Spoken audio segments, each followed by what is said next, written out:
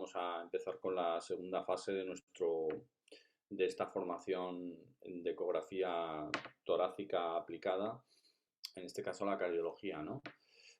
Bueno, como sabéis, como siempre, la idea es paciente agudo, complicaciones agudas también en este tipo de paciente, insuficiencia cardíaca y en general insuficiencia respiratoria, disnea, es el paciente que tenemos delante, ¿no? Y sobre todo también, yo creo que la gran ventaja, como comentamos el otro día, de poder realizar menos estudios con radiación ionizante, ¿no? Es decir, que de disminuir para el manejo y para optimizar además los recursos el TAC y disminuir también el uso de placas de tórax que además sabemos que no solamente por el problema de radiación técnica, sino que son una técnica, pues, en muchas ocasiones de mala calidad, ¿no? Para tomar decisiones. La ecografía, por lo tanto, nos permite, pues con un estudio además muy dinámico que se puede repetir tantas veces como necesitemos, hacer un complemento perfecto y magnífico de nuestro estudio ecocardiográfico, teniendo que evitar tags, haciendo diagnósticos rápidos y radiando menos al paciente, ¿no? Esto yo creo que es una cosa que también se nos tiene que quedar claro del día anterior y luego también aplicable a diferentes ámbitos de la cardiología, no solamente para una guardia, sino que, bueno, yo considero que es una herramienta muy útil con vuestros equipos en unas consultas externas, no solo a nivel hospitalario, sino también a nivel extrahospitalario, ¿no? Que da dinamismo y da un aumento del rendimiento de nuestro estudio de historia clínica y como prolongación de la exploración como herramienta clínica. Bueno, la clase de hoy, el otro día hablamos sobre todo, hicimos una introducción, hablamos de ecografía torácica básica y del síndrome intersticial bilateral, ¿no? Hoy vamos a seguir con aplicaciones clínicas de lo que hicimos el otro día. Vamos a empezar con la patología pleural, con lo que me aporta la ecografía torácica en la patología pleural y a partir de aquí, pues la misma dinámica de participación que el otro día. Me podéis ir escribiendo en el chat de escrito y luego pues haremos pues a la media hora aproximadamente un descanso para que me preguntéis lo que deseáis, ¿no? Tanto escrito como oral.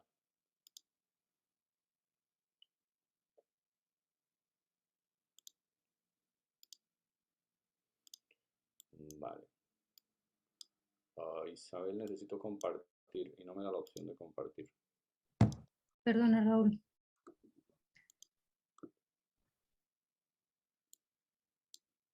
Ahora sí. Ahora sí, ¿no? Igual tarda un poquito. Sí, ahora sí. Gracias. Vale. Bueno, como os comento, patología pleural.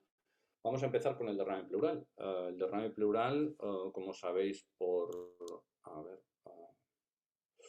el derrame pleural, como sabéis hoy en día, pues el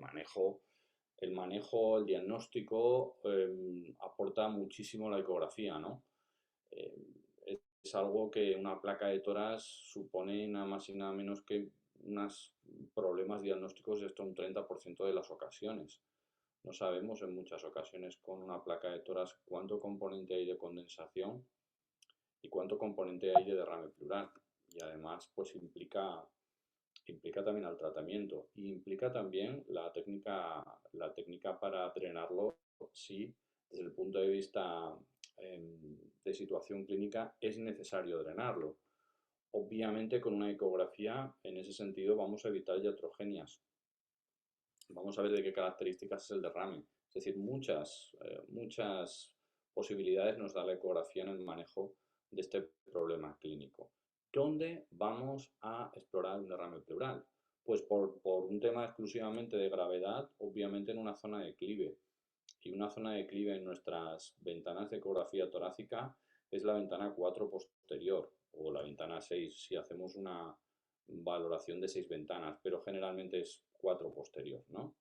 El referente va a ser encontrarnos el hígado o el bazo, según uno u otro lado, y colocar la sonda en dirección cráneo-caudal. Como veis, si es la sonda de ecocardiografía, que podemos hacerlo perfectamente con la sonda de ecocardiografía, pues tiene una frecuencia que nos capacita una profundización más que suficiente para diagnosticar y evaluar bien el derrame pleural con la sonda de ecocardio así colocada. Como veis, es línea axilar, está por detrás de línea axilar media, es en línea axilar posterior a ese nivel, ventana 4. Bueno, es un referente también para la toracocentesis, no solamente un referente, sino que probablemente tenga implicaciones, tiene implicaciones legales.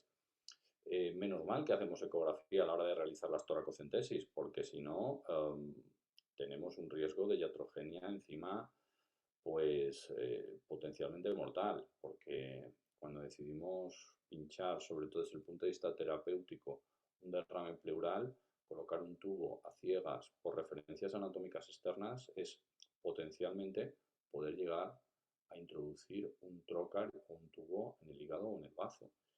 Y nos damos en cuenta cuando hacemos ecografía o cuando estas técnicas las guiamos por ecografía, lo cual además simplemente es necesario marcarla, no es necesario tener que utilizar la sonda y esterilizarla para nada en el procedimiento, simplemente con marcar el sitio de la punción es más que suficiente, porque lo que necesita sobre todo es un nivel superior a donde está el hígado y donde está el bazo, un nivel superior al abdomen. Pues es algo absolutamente necesario. Si no, es un riesgo altísimo. No nos damos cuenta en muchas ocasiones hasta dónde puede llegar a subir un hemidiafragma en un paciente que a lo mejor incluso hasta tiene un componente de parálisis frénica. Y arriesgarnos a ciegas a pinchar un derrame, o sea, pinchar un derrame arriesgándonos a ciegas a pinchar el hígado o el bazo es algo que no podemos consentir, ¿no? Bueno, esto, como os digo, lo que hemos comentado y lo que también dijimos el otro día, ¿no? Os pongo aquí referencias bibliográficas, os pongo por lo tanto estudios si queréis ampliar en el tema que están relacionados con lo importante y lo adecuado que es el manejo diagnóstico y el manejo del derrame pleural con ecografía. Fijaros que elimina falsos positivos, que hasta un 30% de los derrames pleurales significativos no los ve la radiografía de tórax, que además nos orienta hacia el tipo de derrame pleural que tenemos delante. Si bien el diagnóstico definitivo, como sabéis perfectamente, es un diagnóstico bioquímico, pero el aspecto nos ayuda bastante a saber si aquello se trata de un exudado, de un transudado, y eso implica también en la elección del drenaje que yo voy a colocar. Obviamente, si yo voy a utilizar la ecografía para pinchar un drenaje, si ese drenaje es de características muy inflamatorias, el tubo que utilizo es de una dimensión superior. Así es un drenaje de características transudado, que generalmente suele ser más fluido y más drenable a través de un tubo más pequeño. Tiene por lo tanto una información extra también muy interesante y muy práctica para el manejo del mismo. Bien, aquí os pongo diferentes posibilidades, ¿no?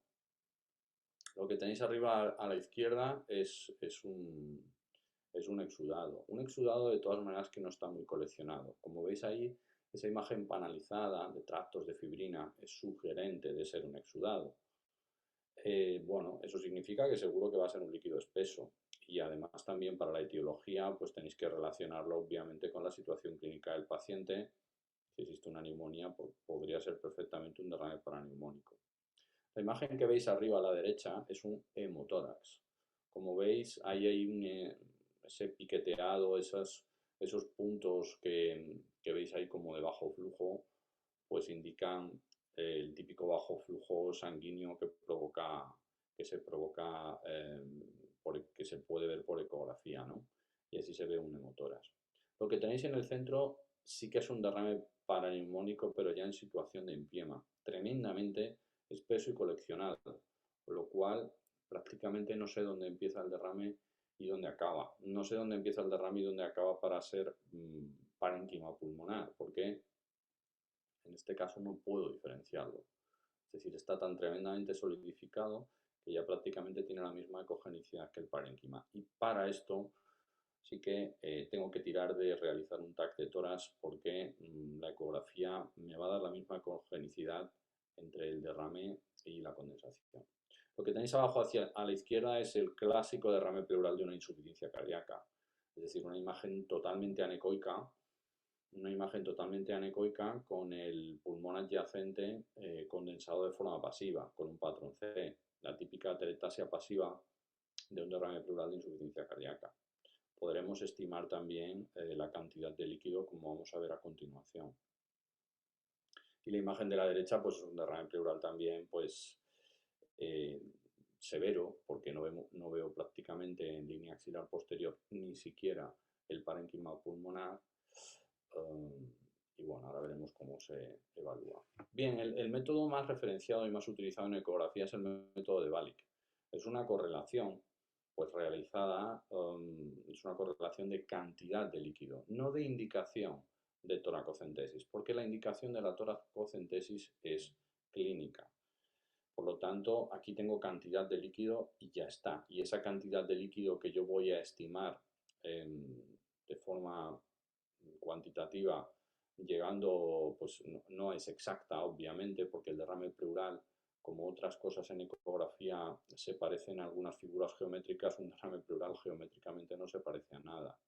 Este señor lo que hizo fue buscar una distancia para multiplicarla por un factor y eso relacionarlo con la cantidad de líquido que salía por un tubo de toracostomía, ¿no? Bien, pues lo que encontró fue esta distancia. Esta distancia en milímetros y multiplicada por 20 en su estudio daba un valor en centímetros cúbicos. Por ejemplo, si esta distancia, que como veis aquí va del hemidiafragma al pulmón condensado, sabemos que esto es lateral y que esto es medial, estoy con mi sonda colocada en posición cráneo-caudal. Bien, pues esta distancia en milímetros y multiplicada por 20, pues me da un valor en centímetros cúbicos. Por lo tanto, si fuera 30 milímetros, 30 por 20 son 600 centímetros cúbicos. Es verdad que la conclusión es muy poco matemática, porque estoy multiplicando milímetros, pero se trata de una correlación y hay que tomarlo así. Insisto que esto se debe realizar en línea axilar posterior. Obviamente, si yo me coloco en línea axilar media, voy a obtener menos derrame, porque el derrame siempre me lo voy a encontrar a nivel más posterior y el pulmón condensado me lo voy a encontrar a niveles más anteriores. Así que el típico error es considerar que un paciente casi no tiene derrame pleural valorándolo en línea axilar media. No, esto es línea axilar posterior. Estos son nudillos en la cama. Esto significa que estoy con la sonda prácticamente entre la piel del paciente y el colchón de la cama. Y ahí voy a obtener esta imagen y voy a medir esta distancia en milímetros, ni a nivel lateral ni a nivel medial, sino a medio camino, como veis aquí, entre el hemidiafragma y el pulmón condensado. Es una distancia en milímetros y multiplicada por 20 y dará un valor en centímetros cúbicos. Hay pacientes que van a tener un derrame pleural severo y los voy a seguir tratando de forma conservadora, porque la causa, por ejemplo, clásica y frecuente, es la insuficiencia cardíaca. Si yo trato un derrame pleural como trato el resto de la insuficiencia cardíaca, el paciente lo tolera bien, pues no tengo que realizar obviamente un tratamiento más agresivo como es la toracocentesis. Pero a lo mejor derrames pleurales que no son por insuficiencia cardíaca, sino que son por una neumonía, pues no van a mejorar con el tratamiento de la insuficiencia cardíaca. Y ahí sí que me tengo que plantear la tolerancia respiratoria que tiene ese derrame. Aspectos que quiero que queden también claros, ¿no? Es decir, estamos hablando de ecografía, estamos hablando de una herramienta clínica, estamos hablando de diagnosticar un derrame pleural, pero a la hora de actuar sobre él tengo que tener en cuenta la etiología del mismo y la tolerancia clínica a la hora de saber si hago un tratamiento conservador o un tratamiento agresivo. Bien, la otra patología pleural que os quería comentar aquí es el neumotórax. Bueno, el neumotórax, la ecografía ha venido a a darnos luz en la tercera dimensión del neumotórax. ¿A qué me refiero con esto? Bien, el neumotórax es un volumen de aire.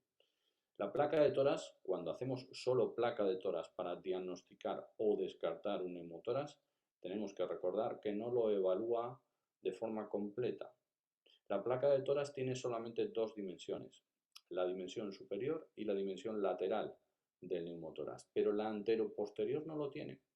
Y curiosamente, la dimensión anteroposterior es la más importante, porque si hay un sitio donde inicialmente va a aparecer un neumotórax es a nivel anterior.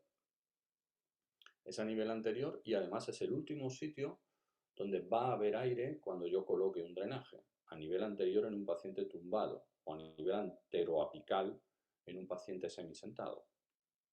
La ecografía me va a permitir, por lo tanto, evaluar esas cámaras anteriores en ventana 1 y en ventana 2. Por lo tanto, es un complemento perfecto de la placa de tórax. Sería posible evaluarlo sin placa de tórax, pero también es posible evaluarlo asociado a una placa de tórax, por lo tanto, y no tener a ese paciente que hacerle un TAC si no es necesario o hacerle varios TACs en la evolución, dado que, como dijimos el otro día, pues un TAC de tórax es una radiación ionizante muy importante. Bien, ¿cuál es el criterio para el diagnóstico de neumotórax? Dijimos el otro día que la visualización del sliding o deslizamiento entre las dos láminas pleurales implica que el paciente ventile y que las dos láminas pleurales, la parietal y la visceral, estén juntas. En un neumotórax las dos láminas pleurales están separadas, por lo tanto voy a perder el sliding. Hay abolición del sliding. Si os fijáis en esta imagen que tenéis aquí, que es un vídeo, si os dais cuenta prácticamente casi se ha convertido en una foto. Parece que se ha congelado.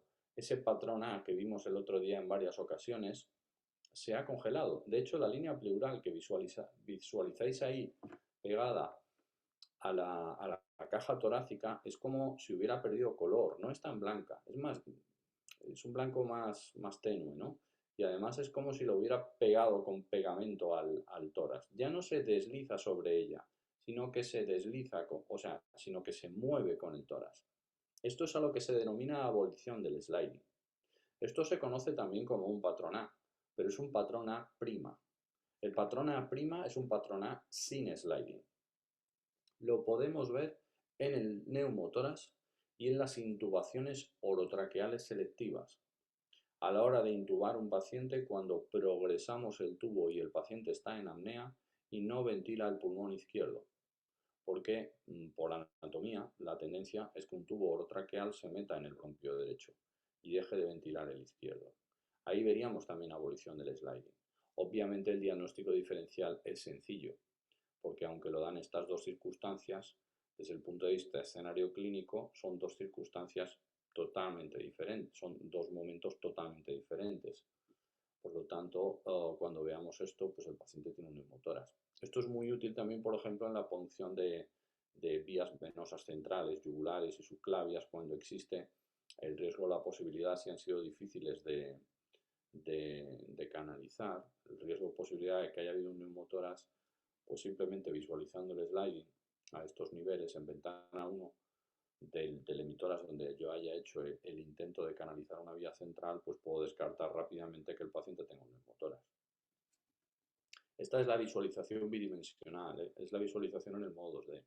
Si aplicamos el modo M, voy a tener esta imagen, llamada el signo del código de barras. Es decir, desaparece el signo de la playa y la arena y aparece pues el código de barras. Aquí os pongo un ejemplo de cómo se tiene que ver cuando no hay neumotórax, ¿no? Y aquí es importante también porque a nivel de ventanas anteriores, anteroapicales, es verdad que es el sitio donde menos deslizamiento hay de una lámina pleural sobre la otra, pero lo hay. Resulta interesante, por lo tanto, comparar la ventana 1 del emitórax sospechoso con la ventana 1 del otro emitórax. Si yo veo esta imagen y me familiarizo con esta imagen, esto es cómo se ve un sliding presente, un deslizamiento presente. Estas imágenes como de hormiguilla que veis aquí, de un movimiento que realiza la lámina pleural pues, las láminas pleurales independientes del que tiene la caja torácica. Y además con una impresión bastante hiperecogénica, ¿no? Con un color blanco rutilante, como veis aquí, que era más casi grisáceo en la imagen anterior. Cuando yo aplico el modo M voy a tener la imagen de la playa y la arena, este artefacto clásico también cuando no hay neumotoras. Y es la imagen que os pongo en el lado izquierdo. Aquí os pongo un ejemplo de cómo nos puede confundir una placa de toras. Es un caso clínico. Esto es un chico, como veis, la placa de toras del típico neumotoras, un chico joven, al que se le coloca, se le diagnostica un neumotoras y se le coloca el catéter que veis en el emitoras derecho. Es un neumotoras derecho y al día siguiente el chico refiere disnea y un poquito de disnea y sobre todo dolor torácico. Y aquí está la típica pregunta y el típico, bueno, la típica inquietud, ¿no? Este chico tiene dolor porque se le ha reproducido neumotoras, porque no se ha drenado totalmente, o del propio catéter, ¿no? Porque es verdad que una vez que el pulmón se reexpande, el propio catéter puede irritar bastante la pleura y generar dolor. La hipoxemia en estos chicos no es un signo guía, porque el paciente no tenía hipoxemia, pero es que un chico joven con un solo pulmón, aunque tenga casi un neumotoras a tensión, puede no estar hipoxémico al no tener patología pulmonar. Como veis en esta placa de toras, podríamos decir que existe una pequeña cámara anterior residual de neumotoras en el lado derecho, ¿no? Que podemos detectar aquí. Recordaros que la placa de toras me va a dar la dimensión del volumen del neumotoras superior y lateral. Bueno, este chico le hicimos una ecografía y se detectaba un neumotoras, un volumen de neumotoras importante residual, ¿no? De arriba abajo, en ventana 1 y ventana 2, teníamos esto, ¿no? Teníamos un código de barras. Este paciente no era mío, lo llevaba un compañero que no hacía ecografía, no se lo creía del todo, viendo esa placa de toras, no se creía mucho mi explicación y se fue al TAC. Se fue al TAC y confirmó lo que hacía, lo que se veía en la ecografía, que ese chico pues tenía una gran cámara anterior de neumotoras. El problema es que el parénquima pulmonar estaba desplazado totalmente hacia atrás y lateralmente, y en la placa de toras no se veía una gran cámara anterior, como veis aquí. Sin embargo, la ecografía sí la estaba buscando. La siguiente pregunta, o lo siguiente que lo siguiente que tengo que hacer cuando diagnostico un neumotoras es saber hasta dónde llega, porque eso también me implica el puncionarlo o el hacer una nueva punción en el caso del chico este, o bueno, en el caso de un neumotoras de nuevo, en saber si es pequeñito, pues no es necesario a lo mejor tener que drenarlo, ¿no? Bien, aquí lo que tengo que buscar es el punto pulmón, es decir, hasta dónde llega, qué significa el punto pulmón, el sitio de transición donde de nuevo me voy a encontrar el sliding. El punto pulmón, esa zona de transición de sliding, de no sliding, sliding, que es a lo que se refiere el punto pulmón, lo puedo mirar a nivel anterior para saber si el neumotoras me llega de arriba abajo, hasta qué nivel, lateralmente en ventana 3 y ventana 4. Lateralmente en ventana 3 y en ventana 4 me va a servir para saber cuál es el espesor, la anchura del neumotoras. Aquí os pongo otro caso clínico más de cómo la placa de toras no tiene un valor predictivo negativo del 100% para descartar neumotoras. Esta señora se hizo una biopsia de esa lesión que tenéis ahí y justo después de la biopsia comienza con disnea. Se le hace la placa, que es la que tenéis ahí, y en esa placa se considera que la señora no tiene un neumotoras, cosa que no dice la ecografía. La ecografía, como vemos aquí en ventana 1 y en ventana 2, daba este patrón en código de barra. Se confirma en TAC que esta señora tenía un neumotoras suficientemente significativo como para colocar un drenaje, porque esto sí que es un grosor de neumotoras de unos 3-4 centímetros que sí se merece y que va a ser complicado que pueda salir de forma conservadora sin un drenaje torácico.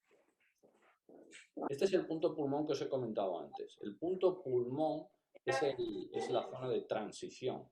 es lo que nos dice dónde empieza o dónde de nuevo el pulmón está pegado al tórax. Lo podemos buscar en modo D, en modo bidimensional o en modo M. Si lo busco en modo M, voy a estar espacio intercostal, desde ventana 1 a ventana 2, voy a estar buscando a nivel anterior hasta dónde llega y dónde me vuelvo a encontrar la playa y la arena, como veis ahí.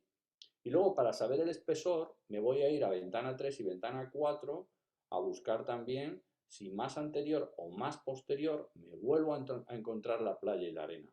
Y esa dimensión me va a servir para saber cuán ancho es el neumotórax y por lo tanto pinchable. Útil, por lo tanto, en saber la cantidad, hasta dónde llega, cuán grande es cráneo caudalmente y cuán espeso o cuán ancho es a nivel lateral. Muy útil para eso, el punto pulmón. Bien, esto es lo que os quería comentar de lo que os quería comentar de esto. A ver, bueno, miro aquí en el chat. Vale, son temas de acceso. Voy a seguir con la siguiente clase.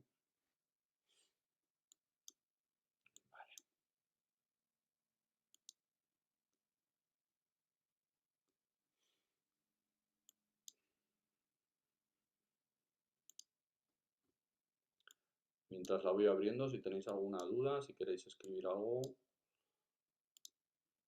de la patología pleural, del derrame pleural y del neumotórax.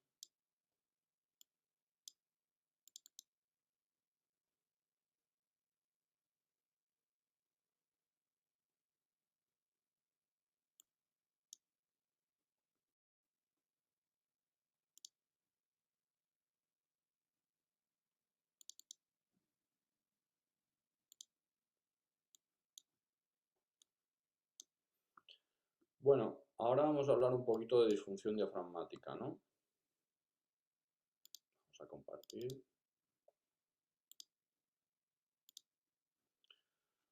Bueno, vamos a hablar también en ecografía torácica por si tenéis algún paciente, sobre todo con ventilación no invasiva o algún paciente con ventilación invasiva.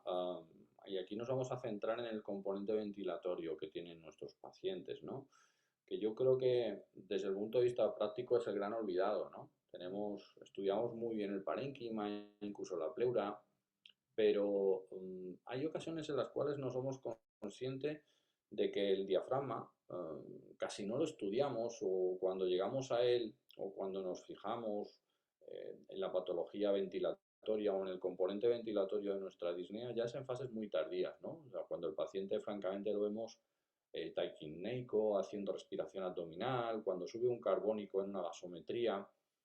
Sin embargo, existe la posibilidad de que yo a mi paciente con disnea vea si tiene un componente ventilatorio.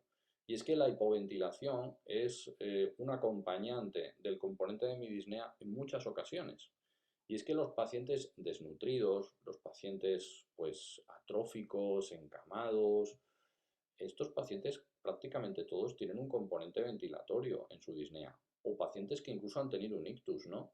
El ictus provoca también, bueno, un cierto componente de disfunción ventilatoria. O un paciente que tiene también una patología abdominal, un lío paralítico, es decir, a un componente que está restringiendo la excursión diafragmática. Eso influye en tu grado de disnea y eso asocia un componente asocia un componente más a tu disnea, que puede ser parenquimatosa, puede ser bronquial, pero tenemos que pensar, tenemos que visualizar también tenemos que tener en cuenta este componente de la disnea, que es bastante prevalente, ¿eh? Y puede llegar a ser tan fácil como esto, técnicamente por ecografía, visualizando la excursión diafragmática. Poder además medirla, poder vigilar la excursión diafragmática, poder ver cómo mejora, ver cómo empeora y también, obviamente, relacionarla con un dispositivo como es una ventilación no invasiva, ¿no?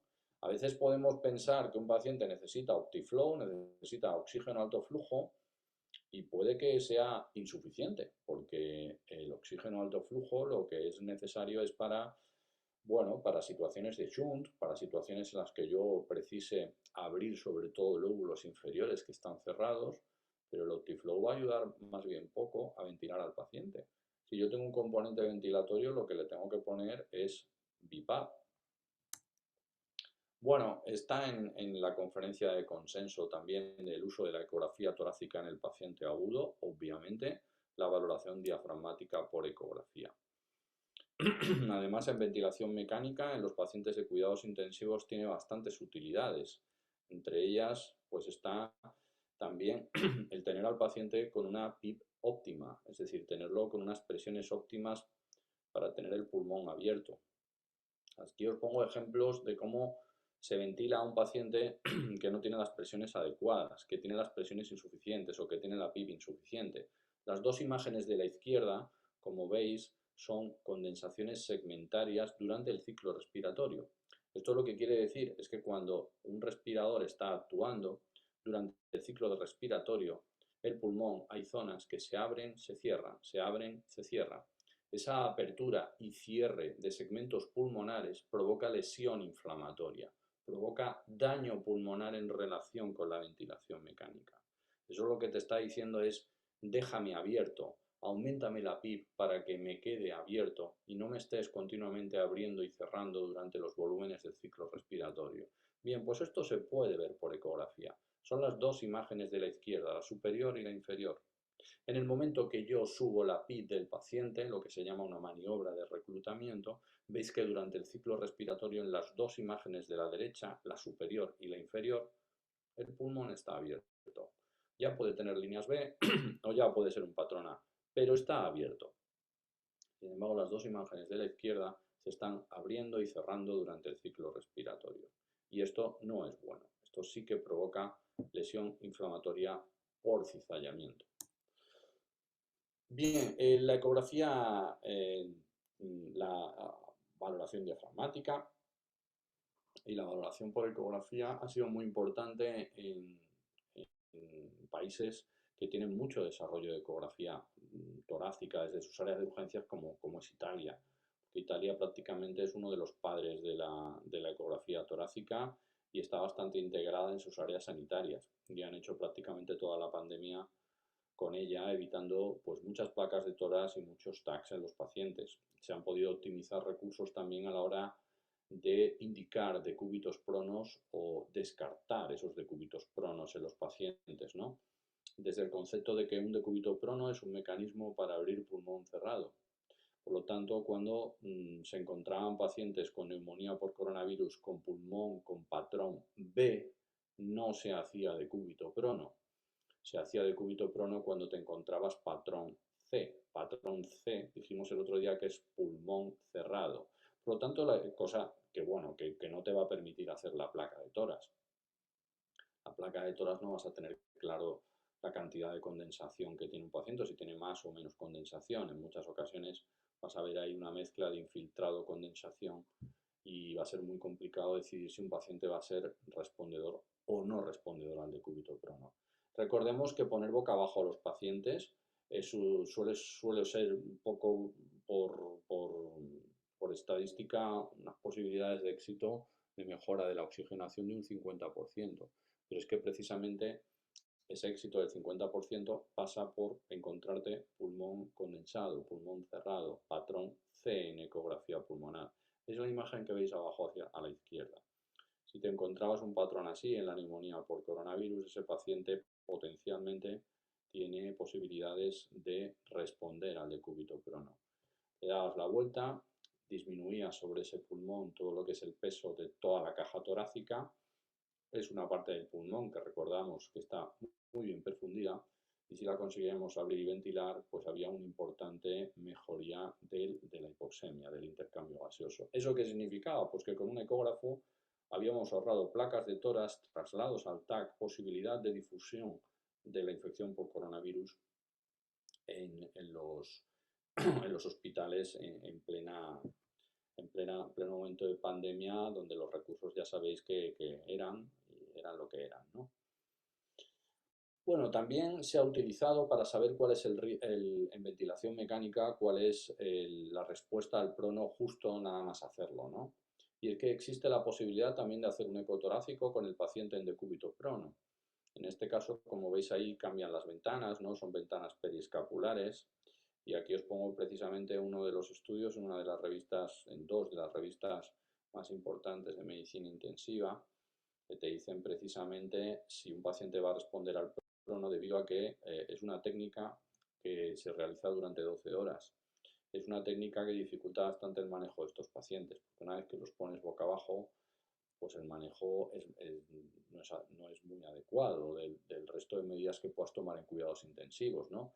Imaginaros, ya sabéis lo que puede ser colocar o cambiar un catéter venoso central cuando tienes un paciente boca abajo, o cambiar un catéter arterial, o que se pueda salir un tubo, o la tolerancia, por ejemplo, a la nutrición.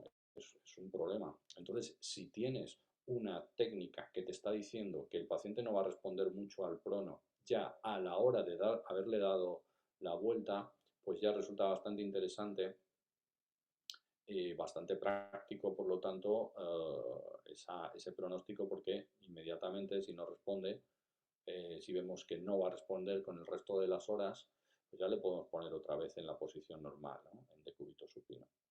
Es un LAN score, como veis aquí.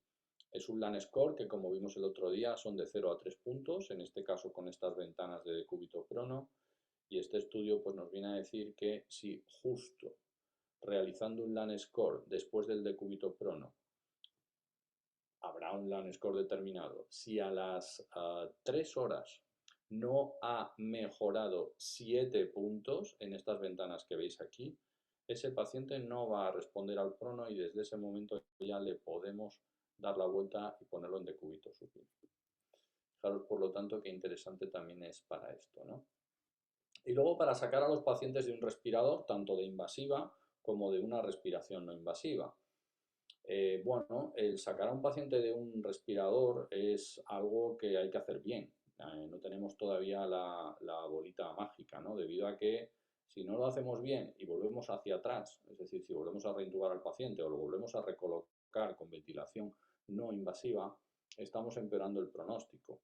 Estamos empeorando el pronóstico. Cuando el paciente tiene ventilación no invasiva, además, el hacerlo de nuevo dependiente de la misma es un paso atrás también importante de nuestro paciente que se deprime, que no colabora, que puede llegar pues a necesitar intubación, ¿no? Por lo tanto, es importante tener mecanismos, tener herramientas que nos ayuden a predecir que el paciente está respondiendo, que el paciente va a responder al prono, ¿no? Perdón, al prono, a la desconexión de la ventilación mecánica invasiva o no invasiva. Cuando un paciente lo estoy sacando de un respirador de invasiva o de no invasiva, la causa más frecuente de fracasar en ese proceso es sobre todo la insuficiencia cardíaca. Es la causa más frecuente. Además, daros cuenta que cuando tengo presión positiva desde el punto de vista fisiopatológico son unas condiciones magníficas para tratar la insuficiencia cardíaca.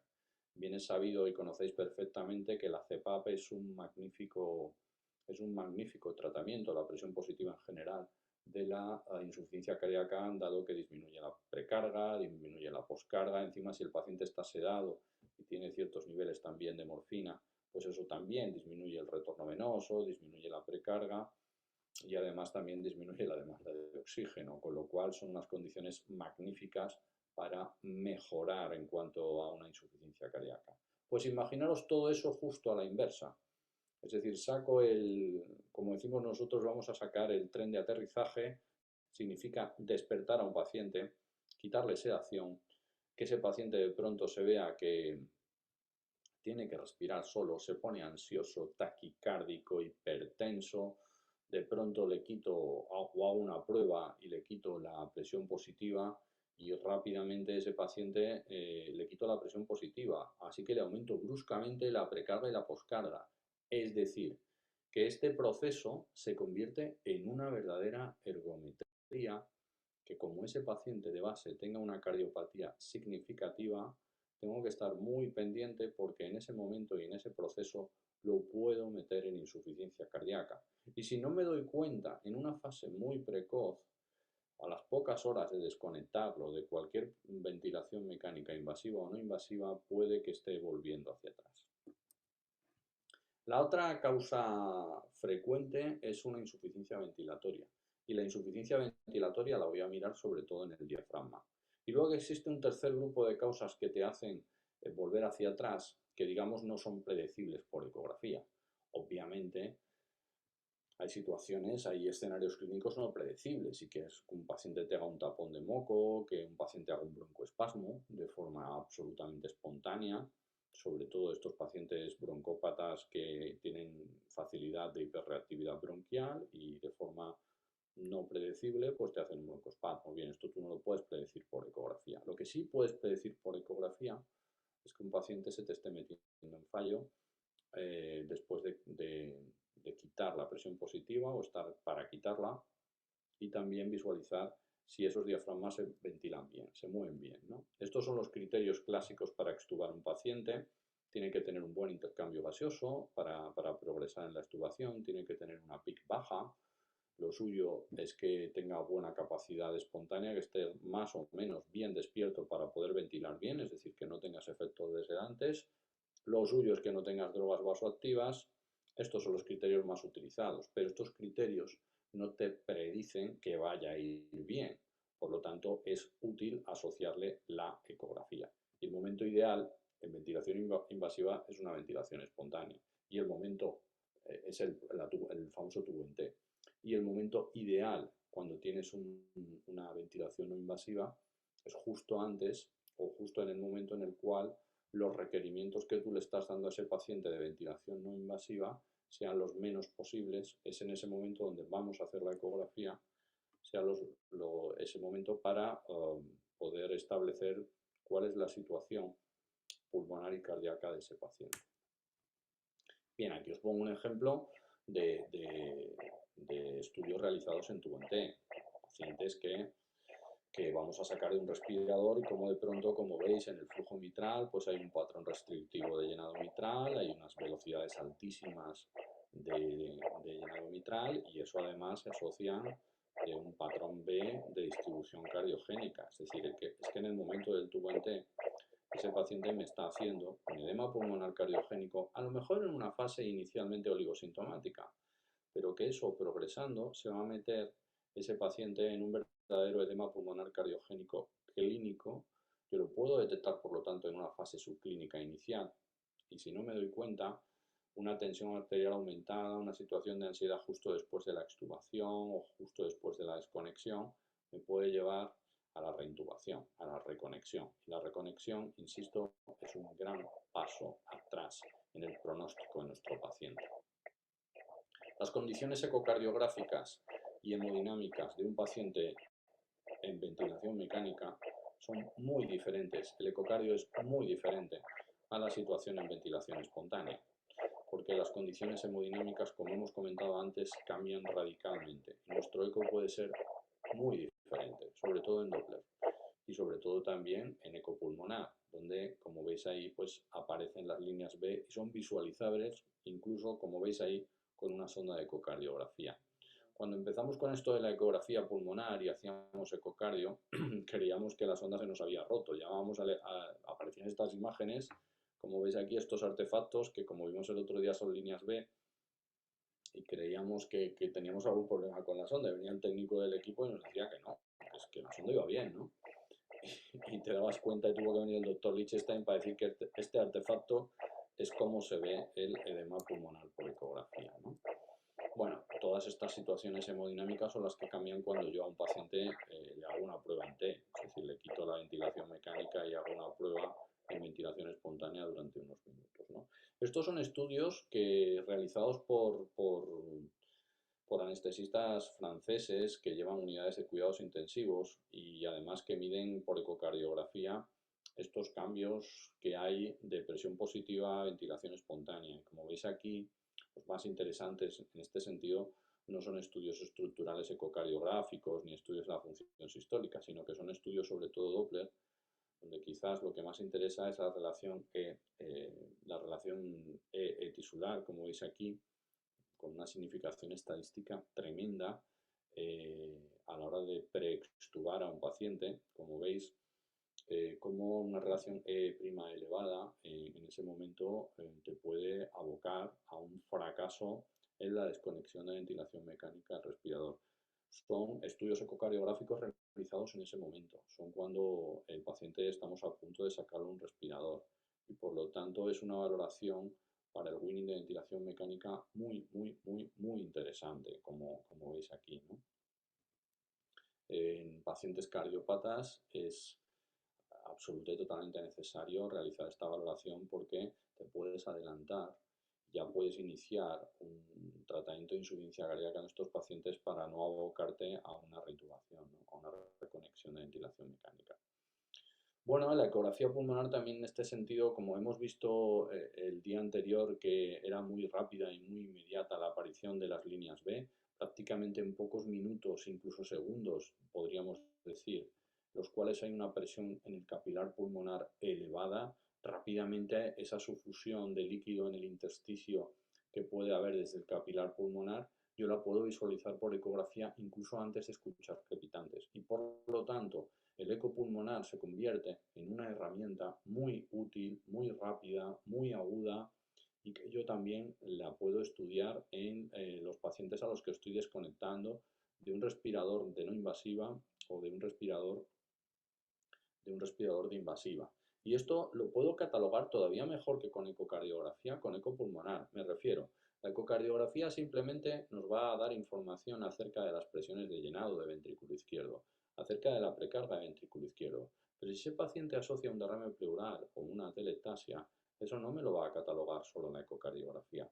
Por lo tanto, si yo en una situación así, digamos que tengo que hacer un estudio rápido para valorar si ese paciente le puedo desconectar de un Optiflow o de un Navipap, lo mejor y lo más rápido sería hacerle un LAN score, porque el LAN score me lo evalúa todo. El LAN score me evalúa si el paciente en el pulmón tiene datos de edema pulmonar cardiogénico. También el LAN score me va a medir si tiene una atelectasia, eso me va a puntuar el LAN score. Es decir, el LAN score sería, por lo tanto, digamos que la valoración, la cuantificación mejor para saber en qué condiciones está ese parénquima pulmonar para aguantar una ventilación espontánea. Por eso, como veis aquí, hay cada vez más estudios.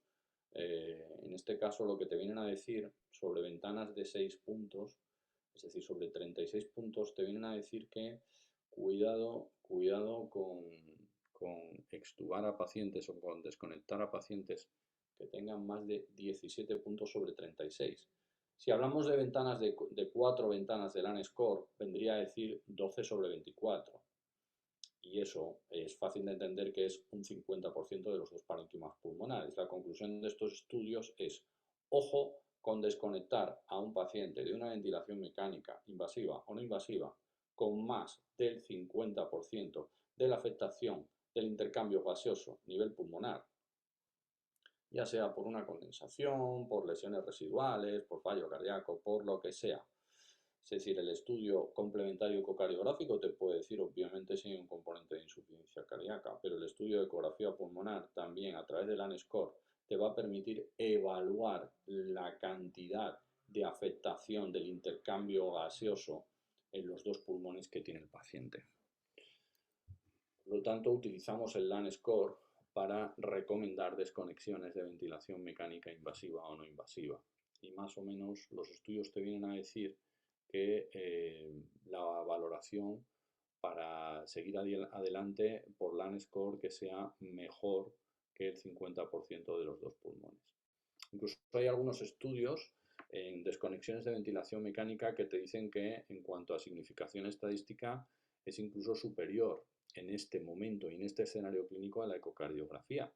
Básicamente porque es más completo en ese sentido, ¿no? Es decir, la ecocardiografía, como hemos comentado, solo me va a medir el componente de insuficiencia cardíaca, pero no me va a valorar un derrame pleural o una atelectasia que sí me la contabiliza el LAN score.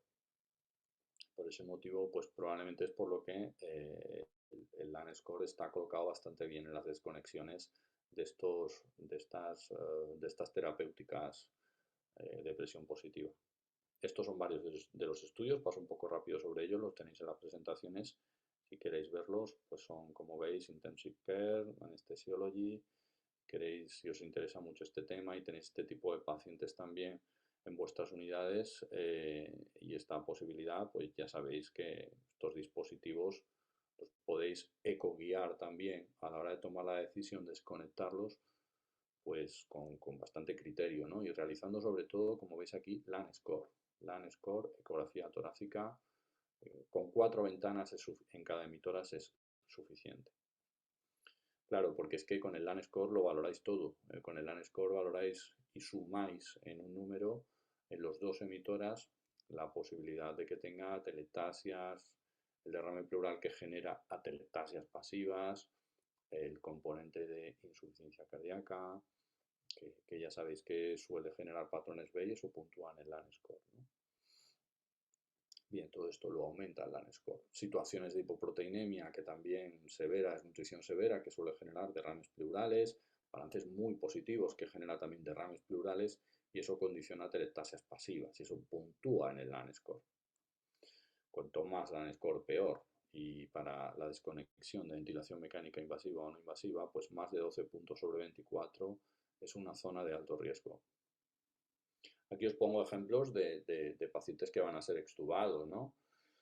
Fijaros, a lo mejor te puedes plantear en alguno de esos pacientes, pues antes de extubarlo o de desconectarlo, pues si tienen un derrame pleural severo, pues quitar hacer una toracocentesis, porque obviamente el intercambio gaseoso te va a mejorar. Recordad siempre que con un derrame pleural severo, que son más de 1 litro, medido por el método de Balick, pues estamos ante la no utilidad de todo el lóbulo inferior de ese dado y probablemente parte del lóbulo medio por la compresión pasiva que está ejerciendo el derrame. Entonces hay que evaluar que si un paciente a lo mejor pues está justo para hacer una desconexión de uno de estos dispositivos, si lo tenemos con un derrame pleural de 1 litro, pues a lo mejor interesaría quitar ese derrame, poder de esa manera reclutar esa parte del pulmón, ¿no? Es la imagen de la izquierda. La imagen de la derecha, pues detectamos una condensación, pero esa condensación parece que está relacionada con otro mecanismo patogénico. Es que lo que hay justo debajo es el bazo. Como vamos a ver a continuación, lo que se mueve el bazo es lo que lo mueve el hemidiafragma que hay justo encima, y ese bazo se mueve poco. Esta es la típica condensación que se suele ver, la típica atelectasia en pacientes que hipoventilan. Pacientes que hipoventilan, que hacen por lo tanto volúmenes de respiración bastante bajitos, suelen cerrar los lóbulos inferiores. Por lo tanto, esa condensación que tenéis ahí, yo más que ponerle presión positiva o hacerle, por ejemplo, una fibroscopia para abrirla, como el mecanismo es hipoventilación, preferiría pues ponerle un poquito más de BiPAP o colocarle el BiPAP de forma por turnos o de forma pautada, ¿no? Porque obviamente la causa de esa condensación no está en un mecanismo intrabronquial, sino que está en una hipoventilación. Es decir, hay que ir al tratamiento obviamente de la causa de la patogenia que ha generado eso, ¿no? Bueno, hemos dicho que como segunda causa más importante de fracaso en estos dispositivos está la etiología diafragmática. La etiología diafragmática, el diafragma por ecografía torácica se ha estudiado en este tipo de pacientes, es donde más se ha estudiado, en pacientes que se están desconectando de sistemas ventilatorios, invasivos o no invasivos. Una de las dos características, quizás la mejor de todas ellas, para saber la fuerza que tiene ese diafragma, es visualizar el propio diafragma con una sonda lineal, con una sonda de alta frecuencia en la zona del seno costodiafragmático, con la sonda colocada en dirección craneocaudal. Cuando dejo de ver la línea pleural, veo esa estructura que tenéis ahí en el vídeo de la izquierda, ¿no? Fijaros que eso ya no parece una línea pleural, ¿no? De hecho no lo es. Así es como con sonda lineal se ve el músculo diafragmático en el seno costodiafragmático. Como veis, esa estructura engruesa durante el ciclo respiratorio y tiene pues una imagen más cercana a la sonda que no es más que la lámina pleural y la imagen distal a la sonda no es más que el peritoneo. Bien, lo que hay en el medio es el músculo diafragmático, que tiene alguna imagen también lineal, hiperecoica, que no es más que zonas tendinosas en este sentido, ¿no? Una buena función diafragmática, un buen engrosamiento diafragmático, que es como se llama esta valoración, engrosamiento diafragmático con sonda plana, es la única forma de valorarlo, solo con sonda plana, debido a que el diafragma aquí va a medir 3 milímetros, esto solo lo puedes valorar con sonda plana.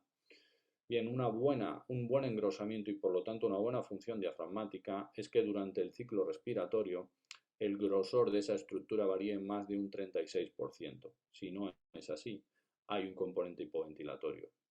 Y eso pues lo tendré que correlacionar y manejar con mi escenario clínico, ¿no? Aquí os pongo ejemplos de diafragma que se mueven, hay un cierto movimiento de traslación, pero engrosamiento hay poco, como veis, con respecto a la imagen anterior. Lo que vemos abajo con sonda plana en la imagen del vídeo de abajo a la izquierda, pues es el parenquima hepático.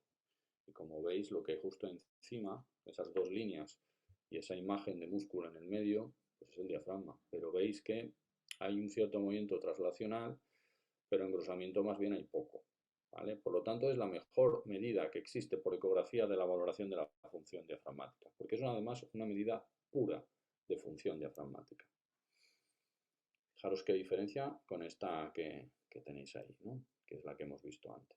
Engrosamiento diafragmático, realizado solo con sonda plana en seno costodiafragmático en línea axilar media. La otra medida que podemos hacer no es una medida pura de función diafragmática, porque en ella intervienen también o influyen la presión intratorácica y la abdominal. Este es el movimiento, la excursión diafragmática, no el cambio de grosor del diafragma, sino el movimiento que hace el diafragma. Obviamente el movimiento va a depender, por ejemplo, como os he dicho, de la presión intraabdominal, que es la que más lo influye. Imaginaros un paciente con una ascitis a tensión. Obviamente la excursión diafragmática va a estar disminuida. Bien, es verdad que desde el punto de vista fisiopatológico, aunque no sea una valoración pura de función diafragmática del propio músculo, pues bueno, es algo que también influye en la ventilación, una presión intraabdominal elevada, con lo cual puede ser la excursión diafragmática, aunque no sea tan pura como la anterior, una valoración práctica más que suficiente para saber que mi paciente no ventila bien. Da igual que no sea por el diafragma o da igual que sea por el diafragma y el abdomen, ¿no? En este caso, la valoración la podemos hacer con una sonda de ecocardio o con una sonda de abdomen. Y no es más que un corte en modo M del techo del hígado o del techo del bazo. Me voy a colocar con la sonda también de nuevo en línea axilar media.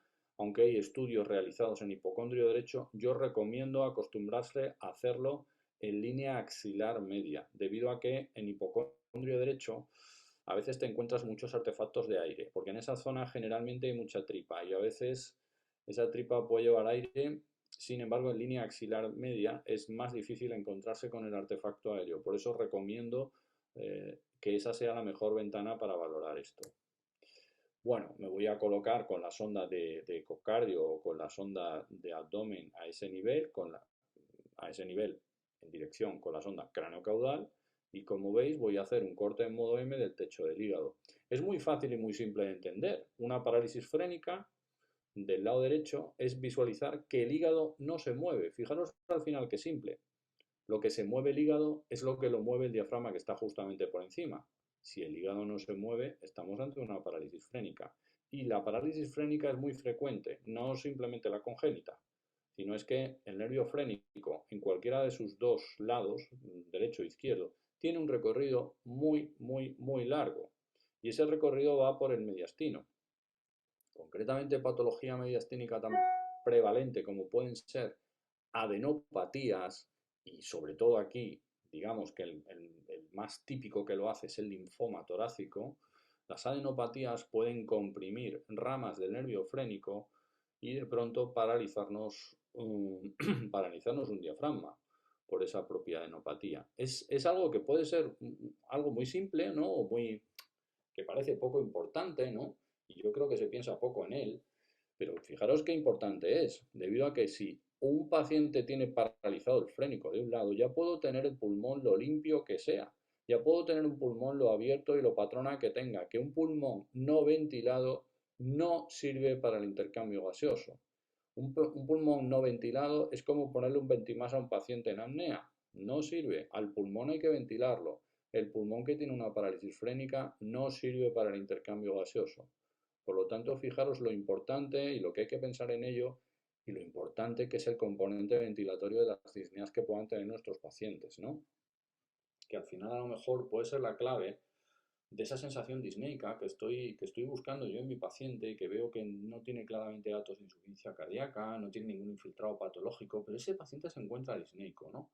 Pues aquí os animo a que también valoréis esto, porque ya digo que es bastante prevalente, se busca poco, se estudia poco, simplemente se estudia en fases muy tardías y recordaros que la musculatura diafragmática es muy dependiente de la situación nutricional de los pacientes. Y en este caso, la situación nutricional de los pacientes, sobre todo pacientes ancianos, con unas nutriciones no adecuadas, con creatininas bajas, que sabéis que es un signo de hipoproteinemia severa, pues cuando los ves ventilar, pues te das cuenta que esos diafragmas son verdaderos papeles de fumar, ¿no? Bueno, la excursión diafragmática normal también está entre 11 y 14 milímetros. Son valores por debajo de los cuales el paciente tiene una hipoventilación significativa, ¿no? Y por lo tanto hay que tenerlo en cuenta porque desde ese momento el componente de la disnea es importante y también a efectos de desconectar a los pacientes de dispositivos. Por lo tanto, es un punto interesante. Recordaros que una excursión diafragmática normal después de una inspiración profunda son 50-60 milímetros. Imaginaros que es tener el punto de corte entre 11 y 14. Aquí estamos hablando de la misma valoración en cuanto a un modo M que un TAPSE, en cuanto a la medición, ¿no? Lo que medimos es la altura de la curva, no la pendiente. La curva que me aparece ahí abajo, como tenéis en modo M. Bueno, también podemos hacer valoraciones por Doppler tisular. Fijaros, el Doppler tisular también se ha utilizado aquí en este sentido en la valoración de la función diafragmática. Pero bueno, es una valoración ya yo creo que bastante más fina para pacientes en los que tenemos con WIN de ventilación mecánica invasiva y podemos hacer un análisis de si existe mucho o poco trabajo respiratorio. Como siempre, el Doppler tisular se me puede adelantar a la hora de suponer un fracaso, eh, se me puede adelantar en una situación previa al fracaso definitivo del músculo diafragmático, ¿no? Un poco como pasa, por ejemplo, con el Doppler tisular en el ventrículo derecho. Es decir, puedo tener una afectación de la onda S del Doppler tisular, contractilidad del ventrículo derecho previa al TAPSE, ¿no? Pues aquí pasa una cosa parecida. Puedo tener una disminución de la velocidad de desplazamiento del músculo diafragmático y por lo tanto, bueno, pues lo puedo ver previamente a una caída de la excursión diafragmática. ¿Vale? Vale.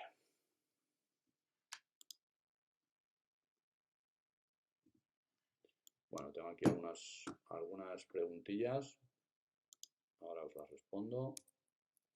Bueno, el protocolo, por lo tanto, de valoración diafragmática de un paciente, protocolo de valoración diafragmática de un paciente que esté desconectándose de un dispositivo de ventilación mecánica invasiva o no invasiva, pues lo mejor sería hacer una ecografía torácica, curiosamente, porque, como os he dicho, sería la valoración más completa, un LAN score de la misma. Lo ideal también es asociarle un estudio de precarga ventrículo izquierdo por ecocardiografía Doppler, ¿no? La relación E-tisular en este sentido. Pero lo mejor es una ecografía torácica, porque tener un patrón A y tener una buena excursión diafragmática son dos datos de mucha seguridad a la hora de avanzar en la desconexión de ese paciente. quizás los más importantes, como hemos visto aquí a la hora de desconectarse de dispositivos, ¿no? Pero os insisto que pensemos también un poquito más en estos componentes ventilatorios de disnea, que hasta ahora pues no he podido llegar a ellos a través de ninguna herramienta clínica, ni siquiera el TAC. Obviamente el TAC no te da una imagen de valoración dinámica de la función diafragmática. Aquí tengo la ecografía, por lo tanto, como una herramienta muy útil para saber si la disnea que tiene mi paciente tiene un componente ventilatorio. Bueno, estas son todas las posibilidades que tendríamos, ¿no? De encontrarnos por ecografía. Bueno, por lo tanto, bueno, ya iremos después al estudio de insuficiencia al algoritmo de insuficiencia respiratoria. Si tenéis alguna duda, tengo por aquí en el chat algunas preguntas. A ver, aquí me decís, después de poner un marcapasos, la aparición de un neumotórax en el eco es instantánea. Pues sí, es instantánea, obviamente. Si hay un neumotórax, igual que nos pasa a nosotros en intensivos con una vía central. Una vez que colocas una vía central, también, bueno, realmente es la misma técnica en este sentido, ¿no? Entonces se ve de forma inmediata. Tú te pones ahí con la sonda de ecocardio, que por cierto, eso lo puedes descartar con la sonda de ecocardio. Con la propia sonda de ecocardio la echas encima de la ventana 1, es decir, justo debajo de la clavícula, y si tienes sliding presente te quedas tranquilo. Ahora, como tengas el sliding abolido, sobre todo también comparándolo con el del otro lado, ya sabes que tienes un neumotórax. Bien, me preguntáis si la zona del generador supondrá un artefacto para el diagnóstico. ¿Cómo lo evito? No, bueno, es muy sencillo. El neumotórax no está. La zona del generador prácticamente te ocupa en espacio, a lo mejor un espacio intercostal.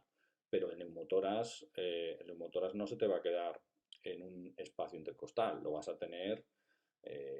Si tienes neumotórax, te va a ocupar bastante más sitio. Entonces te vas hacia un lateral, o te vas más arriba o un poquito más abajo. Y así pues puedes echarle la sonda de ecocardio encima. Ya digo, con sonda de ecocardio es más que suficiente. Si bien si tienes una sonda lineal todavía mucho mejor, pero con la sonda de ecocardio pues es lo mejor para lo más rápido, y además también es lo que solemos utilizar cuando las vías, o en este caso los marcapasos, han sido de difícil canalización. Pues bueno, pues nos queda bastante tranquilo el visualizar ahí el sliding. Yo lo que os aconsejo, y lo haremos mucho en la práctica, es que os familiaricéis con el sliding. Porque si veis sliding, neumotórax descartado. Es decir, os estáis ahorrando ese mal rato, y además os estáis ahorrando tener que pedir en ese paciente una placa de tórax, comentándoos también lo que hemos dicho, ¿eh? Ojo, que puede que el paciente tenga una mínima cámara de neumotórax, le hacéis una placa y no se ve en la placa. Sin embargo, si tú le pasas el modo M encima de los niveles anteriores, o no el modo M, sino que visualizas sliding en ventana 1, ventana 2, alrededor del generador, se acabó el problema. A ver, me estáis comentando aquí que una paresia diafragmática por su ablación de venas pulmonares, por ablación se vería igual. El eco pulmonar sirve para ver evolución o cambios evolutivos. Obviamente, sí, sí, sí. De hecho, la parálisis diafragmática es una complicación también, por ejemplo, en la anestesia de los bloqueos escalénicos. Cuando los anestesistas provocan bloqueos escalénicos, generalmente paralizan el frénico. Y en este caso, con la parálisis diafragmática provocada en las ablaciones, puede producir obviamente también una irritación del frénico. Por lo tanto, tenéis una herramienta ecográficamente magnífica para poder ver cómo eso va mejorando. Porque bueno, vosotros sabéis también que estas paresias son reversibles, obviamente, pero ¿cómo las valorabais hasta ahora? Pues probablemente muy a grosso modo, ¿no? No teníais un dato así tan directo. Pues podéis efectivamente hacer una excursión diafragmática al paciente en el momento que tiene la paresia, que a lo mejor os habéis quedado con una excursión diafragmática de 3 o 4 milímetros, y ver cómo eso va mejorando y la vais midiendo. Es decir, algo que a simple vista, la ventilación de cómo ventila el paciente, es una valoración cualitativa muy complicada, ¿no? Sobre todo con determinadas anatomías y determinados tórax en los cuales puedes decir, es que creo que ventila al lado izquierdo, es que creo que no ventila. Claro, aquí Aquí estamos hablando que ecográficamente tú con una excursión diafragmática puedes saber que desde la mañana el paciente ha mejorado la excursión de su diafragma de 5 a 14 milímetros. Eso no lo vas a ver a simple vista con la exploración, lo vas a ver con un eco. Así que es muy útil también en este campo. Lo utiliza, como os he comentado, la anestesia para una cosa muy parecida, que es los bloqueos escalénicos, que le provocan a veces parálisis frénicas a sus pacientes anestesiados de traumatología, y lo utilizan así de sencillo. Recordando, bueno, pues que al final la excursión diafragmática no es más que la movilización que visualizamos por ecografía del bazo o del hígado.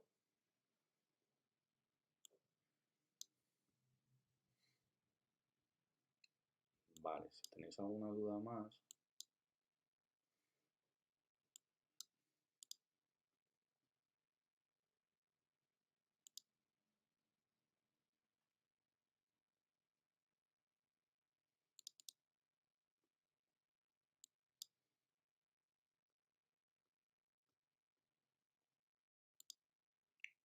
Bueno, si no tenéis ninguna duda más, que veo que no habéis apuntado ninguna cosa más, vamos a seguir. Vamos a seguir ya, por lo tanto, con el diagnóstico diferencial de la disnea, que básicamente es una especie de resumen y de algoritmo de todo lo que hemos visto hasta ahora englobado. Y también después pues hablaremos un poquito de cómo informo esto, ¿no? Cómo lo hago, cómo lo añado a mi informe ecográfico, ¿no? Que evidentemente esto lo podemos valorar, pero también lo tenemos que escribir, ¿no? Bueno, vamos a ver.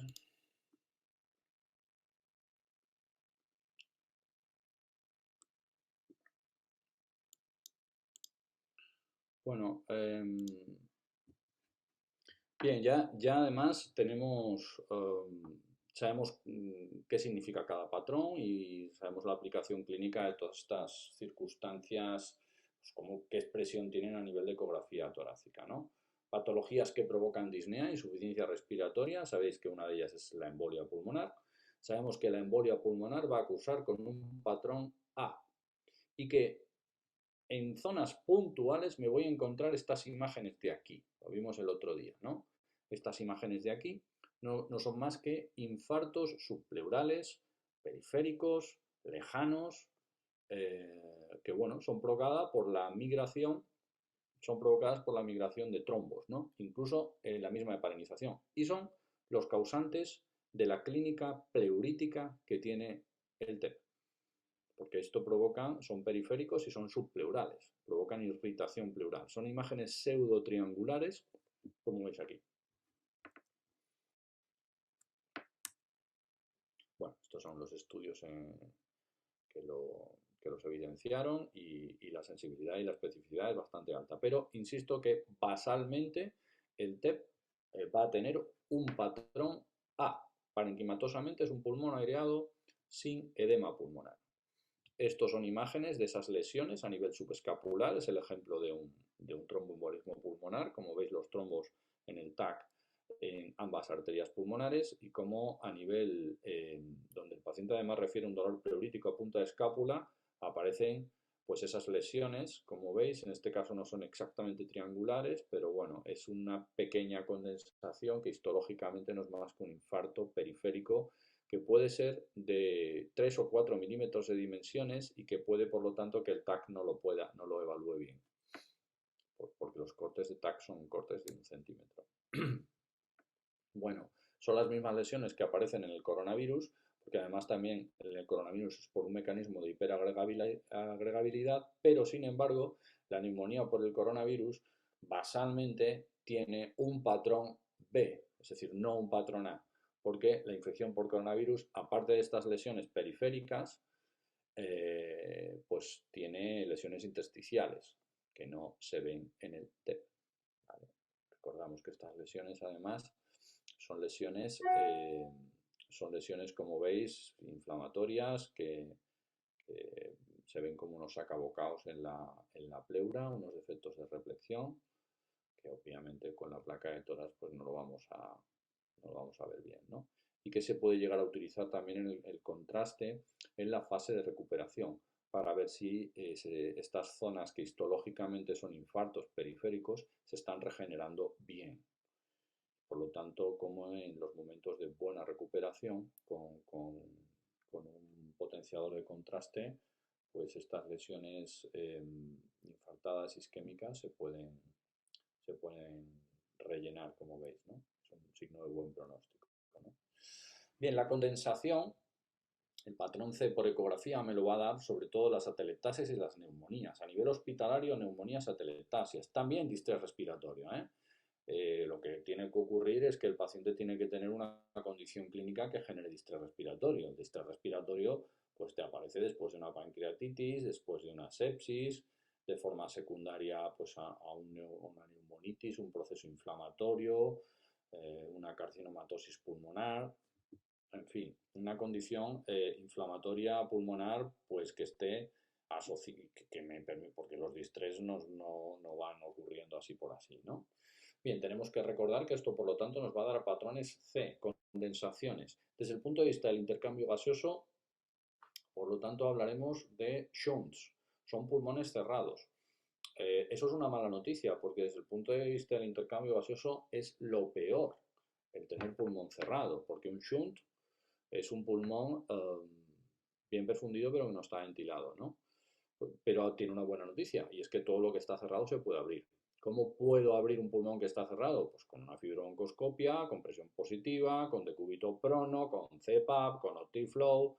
Estas son todas las medidas terapéuticas que podemos asociar al tratamiento etiológico que lleva el paciente, pues como una medida mecánica para abrir un pulmón que está cerrado.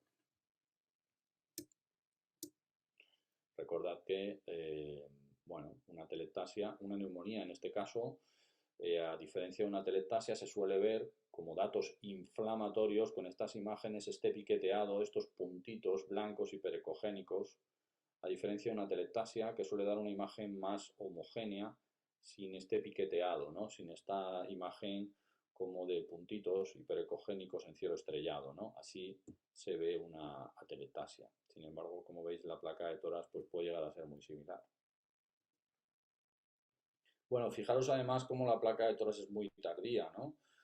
Esto es un caso de un paciente de 85 años bueno, que está en tratamiento quimioterápico con un cáncer de próstata no intervenido y que ingresa en un servicio de urgencias por una insuficiencia respiratoria, por un shock séptico que parece secundario a un foco respiratorio claro y evidente, porque el paciente además tiene oxígeno con una mascarilla reservorio, ¿no? Está en una franca situación de shock, con datos de sepsis bacteriana, como es una procalcitonina elevada, y espero encontrarme una placa de tórax muy patológica, ¿no? Y resulta que el paciente tiene esta placa de tórax. Es decir, recordaros con este caso que la placa de tórax, bueno, no tiene una sensibilidad del 100%, tampoco en cuanto a la extensión, porque suele infravalorar la extensión de los problemas parenquimatosos, y sin embargo, cuando la placa de tórax está así, ya en la ecografía pulmonar se ven las lesiones, ¿no?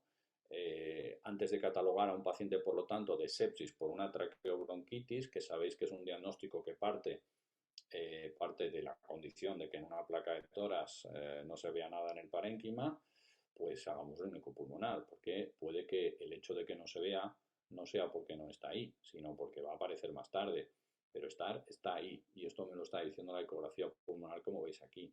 Patrones C en ambas bases, en ambos lóbulos inferiores, con broncograma aéreo, y un patrón B coalescente, como veis ahí, en la língula. Por lo tanto, este paciente, si le hiciéramos un LAN score, si las dos imágenes condensantes se ven en ventana 3 y ventana 4, tenemos 6 puntos a cada lado, 6 más 6, 12, y el patrón B coalescente de la língula son 2 puntos más, es decir, son 14 puntos de LAN score sobre 24, una afectación de casi el 70% de los dos pulmones. Y fijaros cómo está la placa de tórax. No hay que buscar, por lo tanto, ningún otro foco séptico, porque está aquí, ya me lo está diciendo la ecografía pulmonar, ¿no? Más rápido y más sensible que la placa.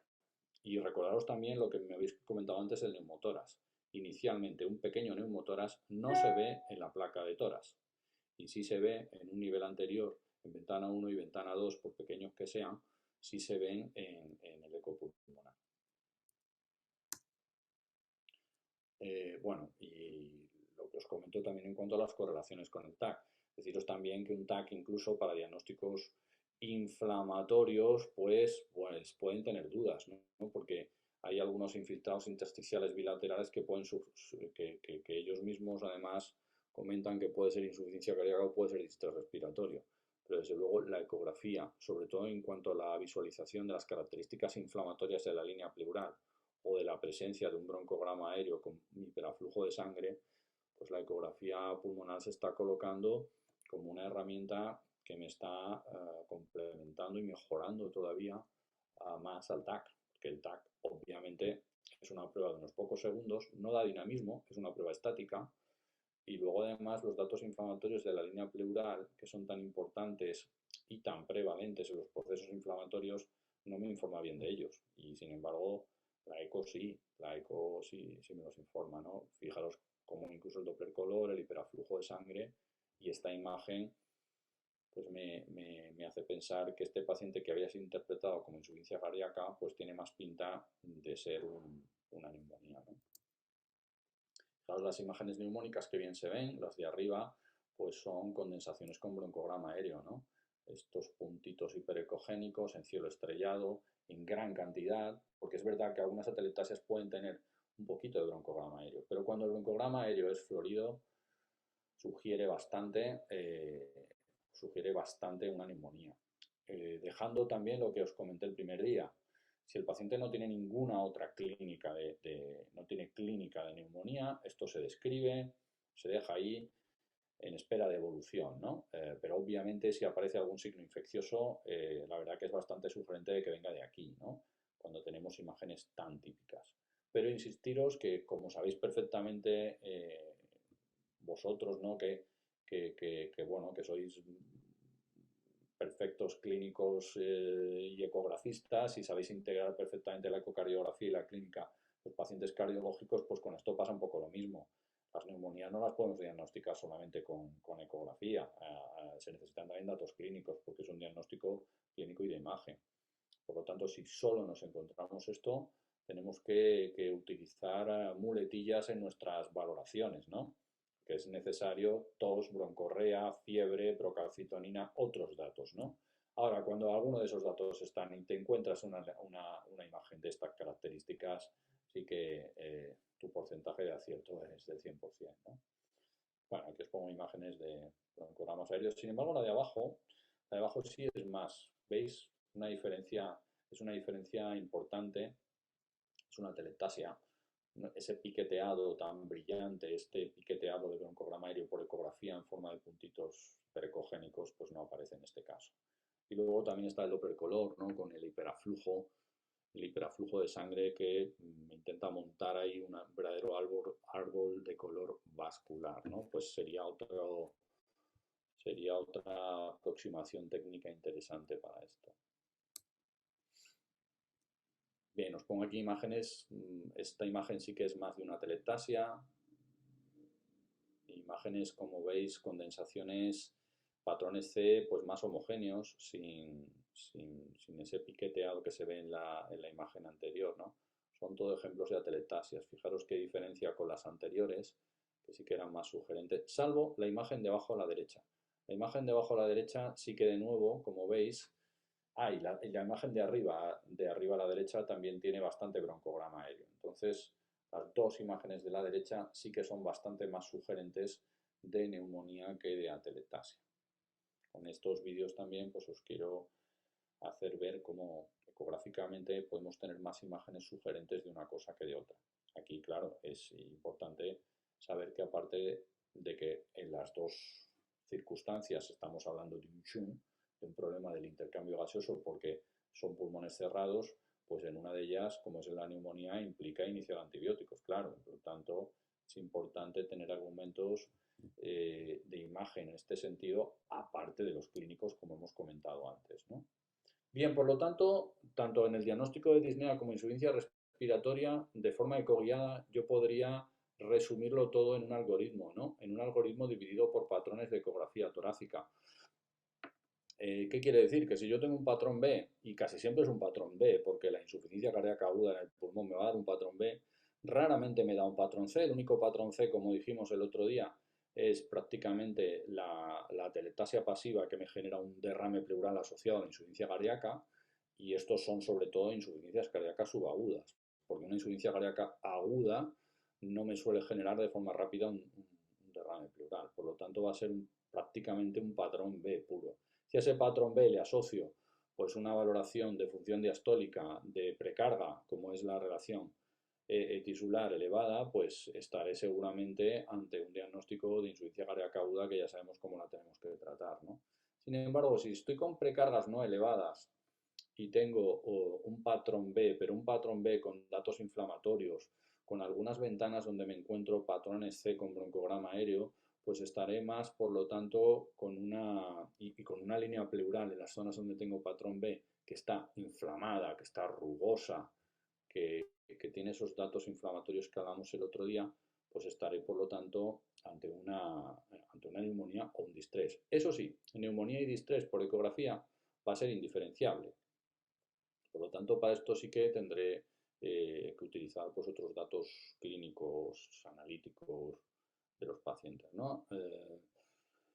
Y en ese caso, pues también así me implicará el tratamiento. Lo que sí voy a poder diferenciar de forma relativamente fácil va a ser, por lo tanto, el síndrome intersticial entre cardiogénico y no cardiogénico. Esto sí. Pero dentro de cuando el síndrome sea inflamatorio, es decir, no cardiogénico, diferenciarlo entre infeccioso y no infeccioso, es decir, distrés, sí que no lo voy a poder hacer. La conclusión, por lo tanto, es que un distrés respiratorio por una pancreatitis te puede dar el mismo patrón de ecografía pulmonar que una neumonía intersticial por influenza, la misma. Puedo tener un paciente con disnea, con cámaras derechas dilatadas, con una precarga no alta, perdón. Entonces, bueno, una vena cava muy dilatada y una clínica brusca asociada sugerente, con un flujo en el tracto de salida ventrículo derecho en Doppler, pues también típico de hipertensión pulmonar y una insuficiencia tricuspidia severa y por lo tanto pues una sospecha de TEP que sabemos que me va a dar un patrón A. Por eso partimos de un patrón A, salvo esas lesiones triangulares que hemos dicho de forma puntual en puntas de escápula sobre todo, ¿no? Ahí me iría a la angiotá para confirmar. Si tengo una clínica sugerente, compatible con dolor torácico y dificultad respiratoria, con un patrón A y abolición del sliding, es decir, lo que se llama un patrón A', pues tendré el diagnóstico de neumotoras y tendré que drenarlo, saber hasta dónde llega ese neumotoras. Sabemos que voy a ir buscando el punto pulmón. Si no encuentro el punto pulmón en ninguna de las 4 ventanas, estaré nada más y nada menos que ante un neumotoras a tensión.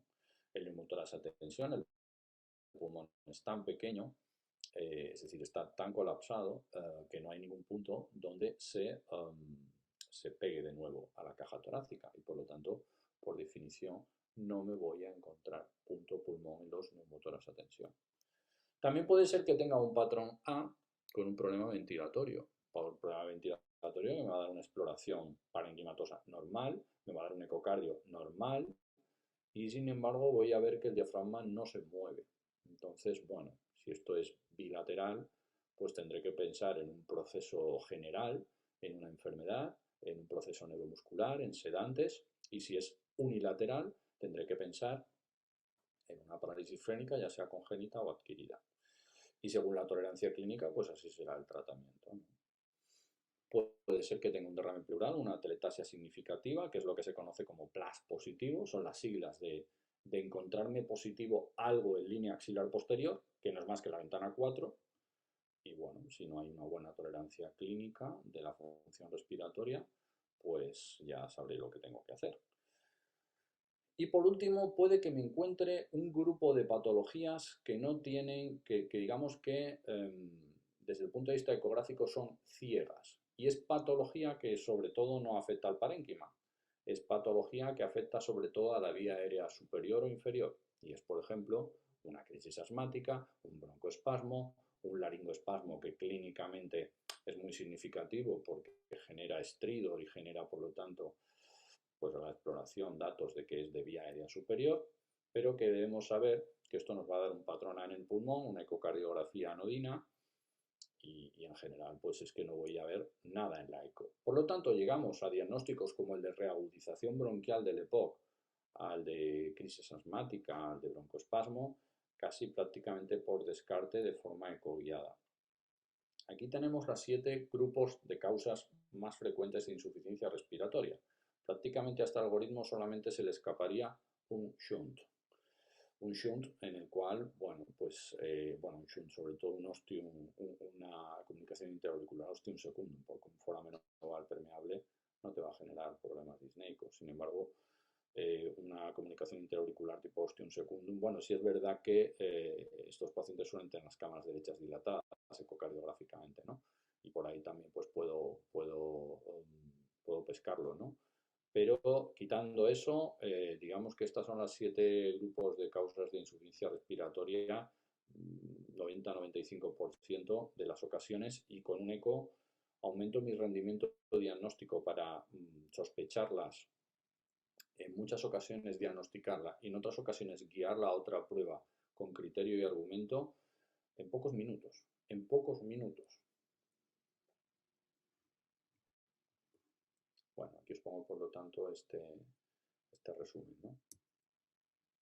Bueno, podríamos por lo tanto, podríamos concluir todo el material este que hemos dado de ecografía torácica con este estudio que resulta muy significativo y muy curioso, ¿no? Esto es un servicio de urgencias donde se da una información muy simple de ecografía torácica. Nada más y nada menos que se divide a los dos grupos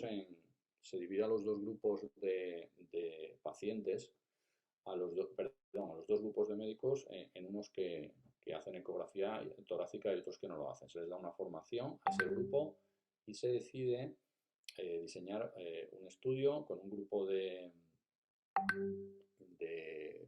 médicos que son los que deciden, con toda la información cuando el paciente ha pasado por la estancia hospitalaria, con toda la información, cuál era la causa de disnea por la que vino ese paciente. Se evalúan 160 pacientes con disnea. Y fijaros, el grupo de médicos que no hace ecografía, pues utiliza las herramientas clásicas, ¿no? Fijaros qué diferencias diagnósticas con respecto al grupo de médicos que sí hacen ecografía, ¿no? El grupo de médicos que no hacían ecografía fallaban en el 50% del diagnóstico inicial de disnea desde el área de urgencias. Fallaban en el 44% del diagnóstico inicial de EPOC reagudizado, en el 25% del diagnóstico inicial de neumonía. Sin embargo, aquellos médicos del grupo de ecografía que hicieron aquel taller fallaban solo en el 5%. La diferencia es tan abismal en capacidad diagnóstica a estos pacientes con disnea que el comité ético del estudio decide congelar el estudio, porque no resulta ético seguir adelante con un estudio en el cual haya tanta diferencia en capacidad diagnóstica entre dos grupos de médicos. Tal es así que obviamente lo rediseñan. Al rediseñarlo, forman al otro grupo de médicos también en ecografía y los resultados, se pone en marcha otra vez el estudio y los resultados se igualan.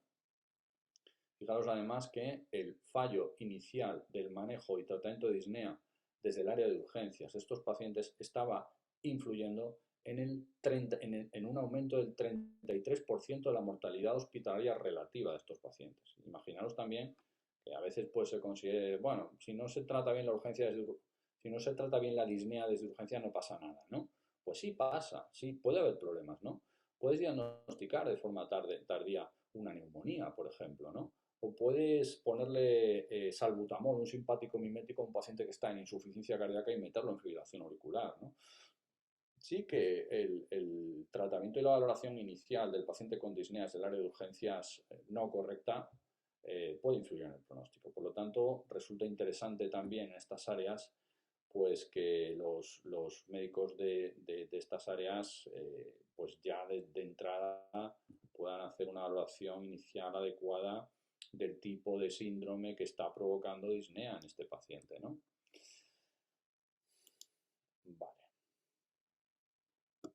Vale, ¿tenéis por aquí alguna pregunta antes de empezar con la última charla? Con la última charla de... Vale, aquí con la charla del informe, que ya será la última. Me preguntáis aquí que además del infarto pulmonar, ¿en qué casos puede ser útil el ecopotenciador? Bueno, en general el ecopotenciador sobre todo es útil en situaciones de infarto pulmonar, porque obviamente son situaciones de hipoperfusión, ¿no? El que más lo hemos utilizado obviamente ha sido en la neumonía por coronavirus porque bueno, es un proceso también que provoca pequeños infartos pulmonares periféricos, pero es en el que más lo hemos utilizado, sobre todo para la regeneración. Sobre todo para la regeneración. Por lo tanto, no lo hemos utilizado en otro ámbito, en el mundo de la ecografía pulmonar, ¿no? Es ahí donde lo tenemos. Y la verdad que te pinta bastante bien una zona infartada, aunque sea segmentaria. Para nosotros ha tenido interés porque lo siguiente a una afectación neumónica en el cual ha habido un infarto pulmonar es que esa histología, esa zona infartada se regenere. Y hay pacientes que se están en estas neumonías regenerando bien y pacientes que se están regenerando mal. Por lo tanto, es ahí donde estamos utilizando el ecopotenciador para ver buenas regeneraciones de esas zonas infartadas. No lo hemos usado en ningún otro sitio. Bueno, me preguntáis también que, vale, nos han quedado claros los valores normales del Doppler tisular para excursión diafragmática. Bueno, es que he ido bastante por encima, bastante rápido en lo del Doppler tisular, porque, bueno, os vuelvo a poner aquí, porque desde el punto de vista práctico no es que no sea útil o no sea tan útil, que lo es, pero utilizamos bastante más la excursión diafragmática y digamos que es un estudio muchísimo más específico para el paciente, por ejemplo, que estamos sacando de una ventilación mecánica invasiva. Y digamos que es una valoración también que ha aparecido hace muy poco tiempo y por eso tampoco todavía hemos recogido mucha experiencia, ¿no? Aquí tenéis los valores de Doppler tisular. Bien, es una valoración previa al fracaso definitivo del diafragma. Esto lo que me está diciendo es si ese diafragma está trabajando al límite de sus posibilidades y está a punto de fracasar. Estamos hablando de velocidades máximas por encima de 5 centímetros segundos. Si tú tienes una velocidad máxima por encima de 5 centímetros segundos, ese diafragma está trabajando a mucha velocidad, es decir, tiene un trabajo excesivo. Es aplicar el volumen de muestra de un Doppler tisular a la zona del diafragma que hemos visto antes. Y aquí es velocidad máxima en las dos direcciones, como tenéis aquí. Por encima de 5, por lo tanto, es un diafragma que todavía excursiona bien, pero está trabajando, está utilizando mucho esfuerzo, mucho trabajo. Se puede empezar a agotar. Sin embargo, la misma excursión diafragmática con unas velocidades por debajo de 5 centímetros segundos quiere decir que ese diafragma todavía pues probablemente tenga más reserva y que aunque el paciente esté algo taquipneico, pues va a tardar más o tienes bastante más reserva para que falle.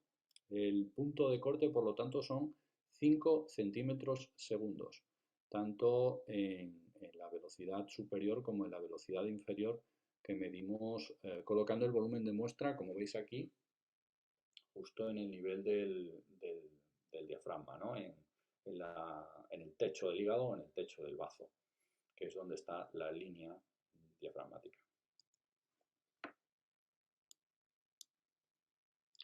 Esos son los valores.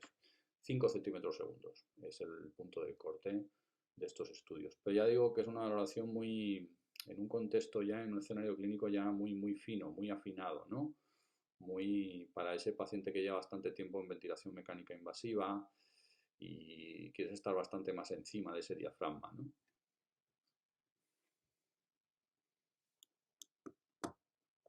Bueno, a ver. Otra cosa más. Vale, el informe.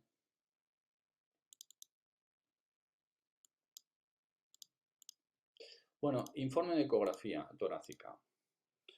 Bueno, muy simple para añadirlo a un informe de ecocardiografía, ¿no? Si lo queremos hacer, sobre todo si queremos hacer una valoración asociada. Aquí, evidentemente, va a haber, bueno, hay una serie de características que podemos poner antes de iniciar un informe, sobre todo es la indicación de la misma, ¿no?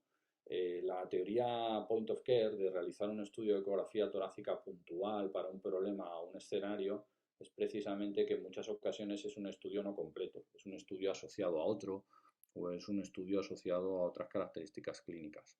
Por ejemplo, un estudio de ecografía torácica, me refiero, puede ser tan simple como para descartar un neumotórax. Entonces, tú a la hora de informarlo, pues poner realizo estudio de ecografía torácica en paciente al que le he colocado un marcapasos, quiero descartar neumotórax. Y la conclusión técnica va a ser patrón A, presencia de sliding en ventana 1 del emitoras sospechoso, ¿no? Y en conclusión, pues tendrás que poner ausencia de neumotórax. Es decir, muchas veces los estudios van a ser estudios muy puntuales. Eso no significa, de todas maneras, que seamos ordenados, sistemáticos, que hablemos obviamente en lenguaje técnico, que ecográficamente, como sabéis vosotros perfectamente, no podemos hablar en un lenguaje coloquial. El lenguaje casi siempre va a ser fisiopatológico y que, bueno, en muchas ocasiones también pues puedo complementar o puedo concluir mis conclusiones, al ser una eco muy clínica, puedo dar conclusiones con algún dato clínico del paciente, obviamente, ¿no? Porque además en muchas ocasiones responde a preguntas clínicas.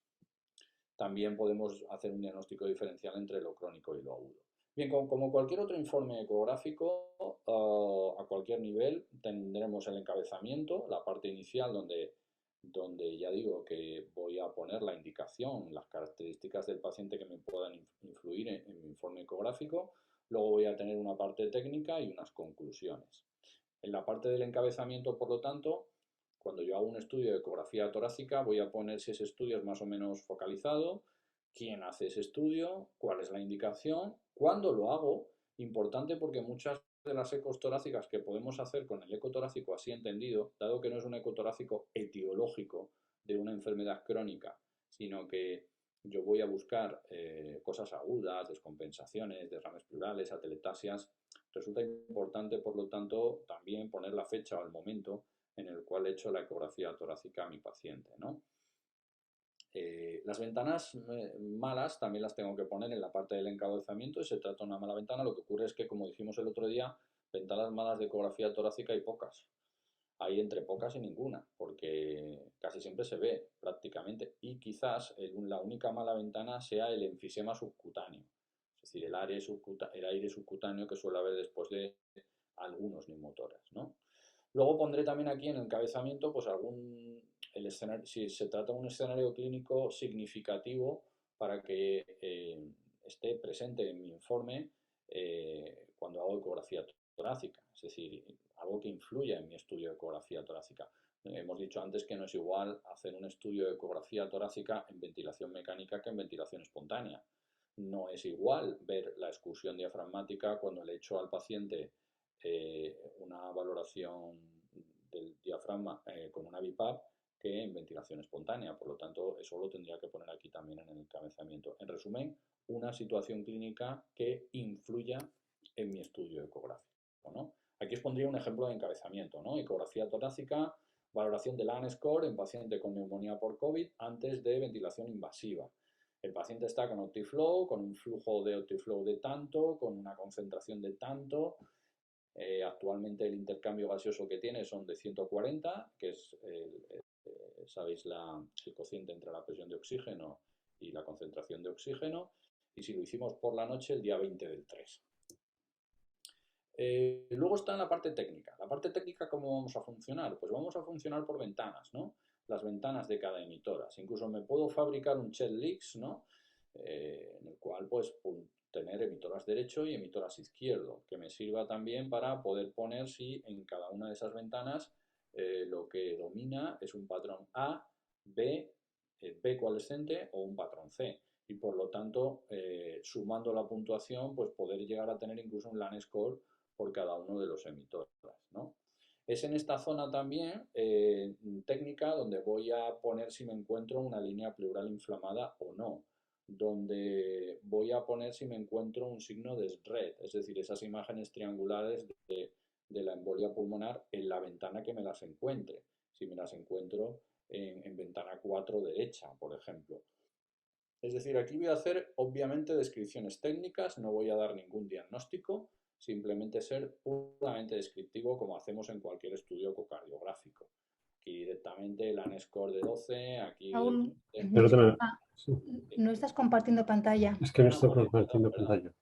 Vale, vale. Perdón. Vale, vale. Bien, bueno, pues voy un poquito rápido sobre las primeras diapositivas. Bueno, las características point of care. Las características point of care, como hemos comentado antes, pues son estas, ¿no? Son que podamos hacer estudios en muchas ocasiones focalizados, guiados por la clínica. En muchas ocasiones van a ser muy rápidos, muy simples. Y por lo tanto, esto es la característica propia del point of care, ¿no? Eso no significa, como os he comentado, que no seamos ordenados, sistemáticos, que hablemos en un lenguaje técnico y fisiopatológico y que incluso podamos tener conclusiones muy clínicas, porque podemos asociar a nuestro estudio pues, otros datos clínicos. Yo en el encabezamiento de mi estudio puedo poner que sospecho que el paciente tiene una neumonía, porque, no sé, ha aparecido, el paciente ha hecho fiebre, ¿no?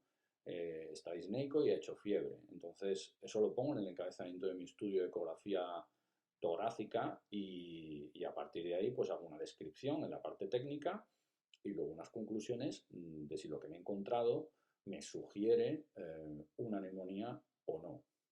Lo mismo con un neumotórax, por ejemplo. Escenario clínico en un encabezamiento, pues paciente al que le he colocado un marcapasos. Indicación, descartar neumotórax. La parte técnica pongo patrón A sin sliding en ventana 1 derecha.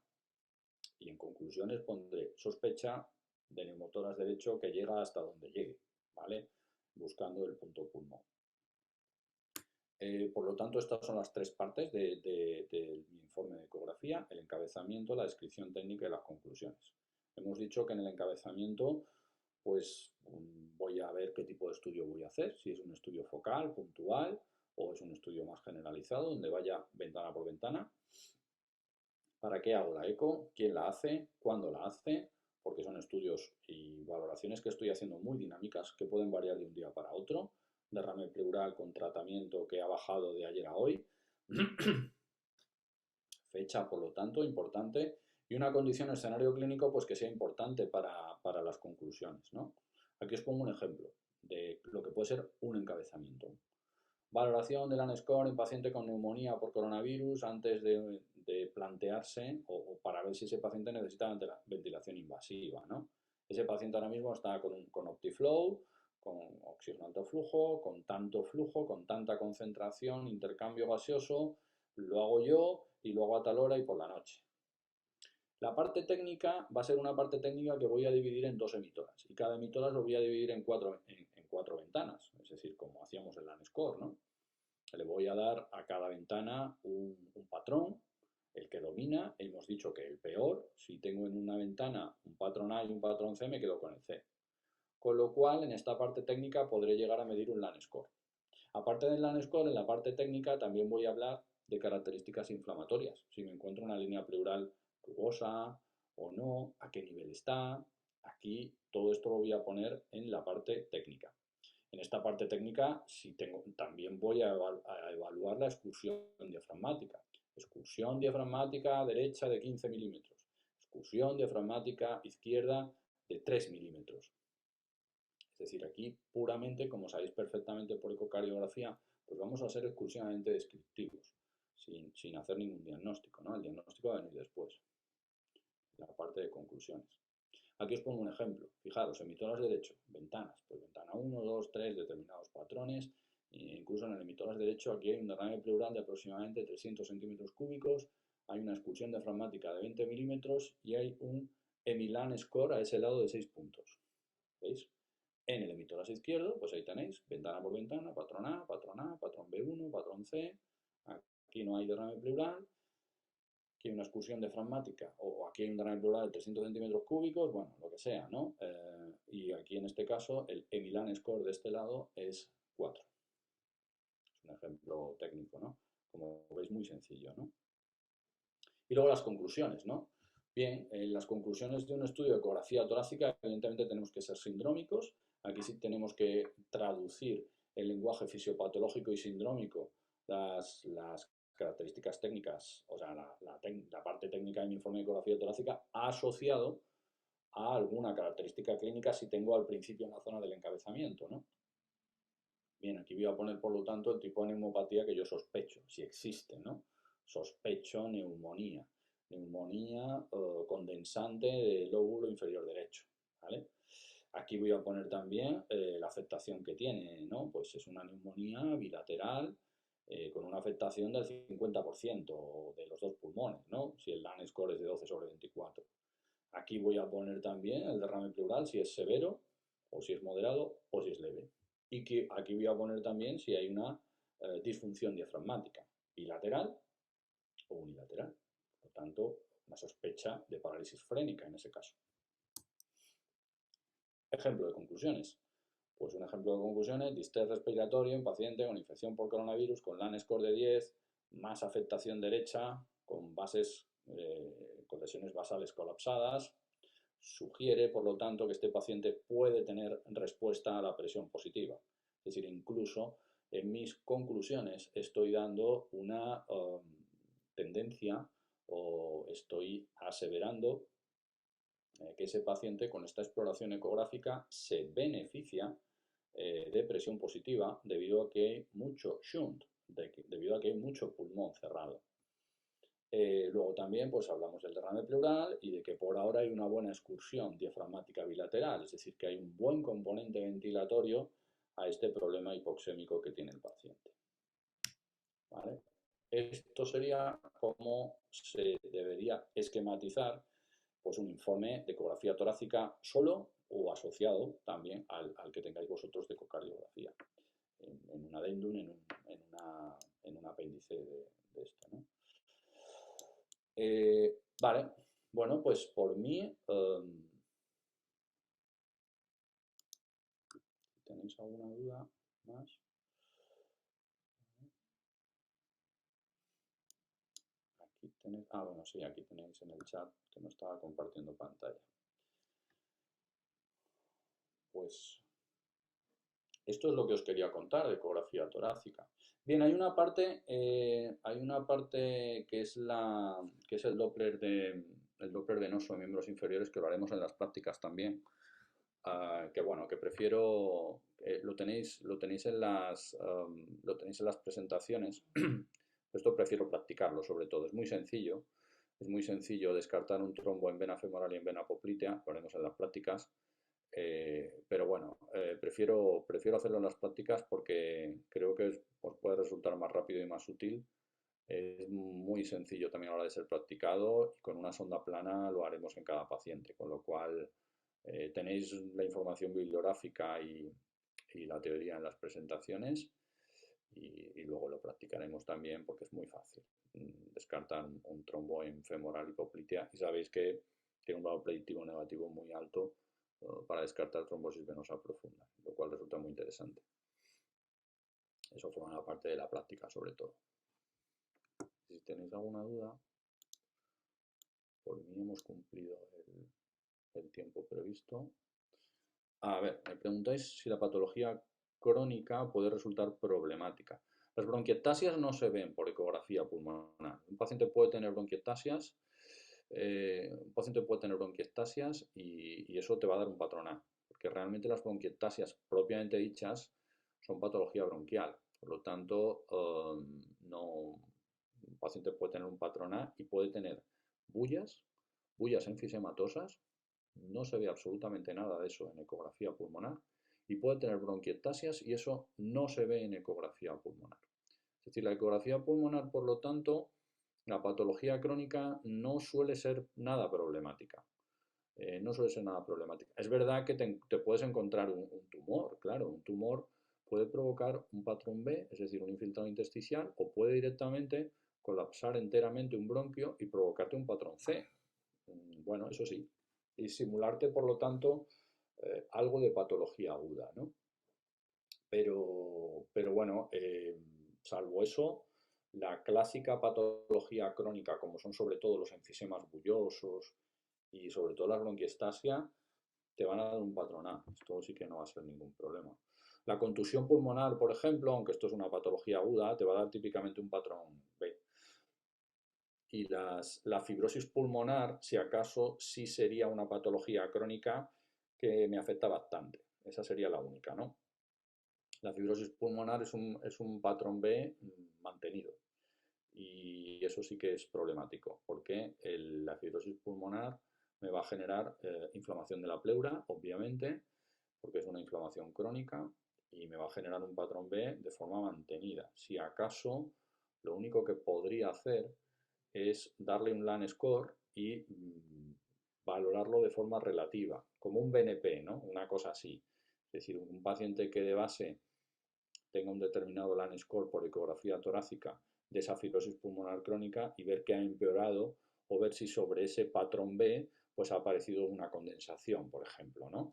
Esto es lo máximo que puedo hacer. Pero este quizás sí que sería el peor proceso crónico para valorar ecografía torácica, que el paciente tenga una fibrosis pulmonar crónica.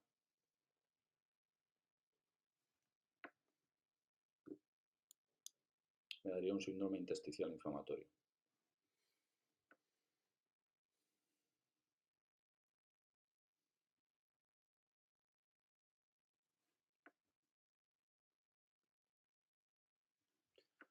Pues gracias a vosotros y bueno, encantado de compartir este tiempo con vosotros, de aportaros todo lo que pueda para que podáis ampliar vuestro horizonte ecográfico a la ecografía torácica. Me parece que os puede resultar tremendamente útil en vuestro ámbito y con vuestra labor asistencial. Creo que podéis sacarle muchísimo partido, que técnicamente es bastante sencilla y me parece que las prácticas vais a aprender mucho y os vais a dar cuenta vosotros mismos de lo sencillo, lo fácil que es esto y lo que os puede sacar y el trabajo que os puede ahorrar, siendo indudablemente lo mejor, ¿no? Siendo más efectivos también a la hora de diagnosticar y manejar a los pacientes, ¿no? Y provocando menos radiación ionizante, ¿no? Os va a resultar a vosotros muy fácil porque vosotros ya tenéis muy integrado el mundo de la ecografía y la sonda, ¿no? Y con lo cual toda la parte de botonología y toda la parte técnica de la ecografía pues resulta pues muchísimo más fácil, con lo cual vamos a poder practicar bastante.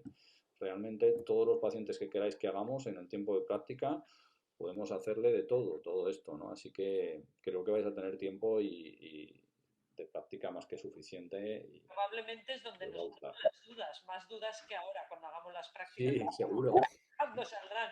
Porque, Seguro, pero de verdad que os vais a dar cuenta de que, bueno, desde el punto de vista de dificultad técnica, no tiene nada que ver con la ecocardiografía. Es decir, es bastante más sencillo y se le saca mucho rendimiento.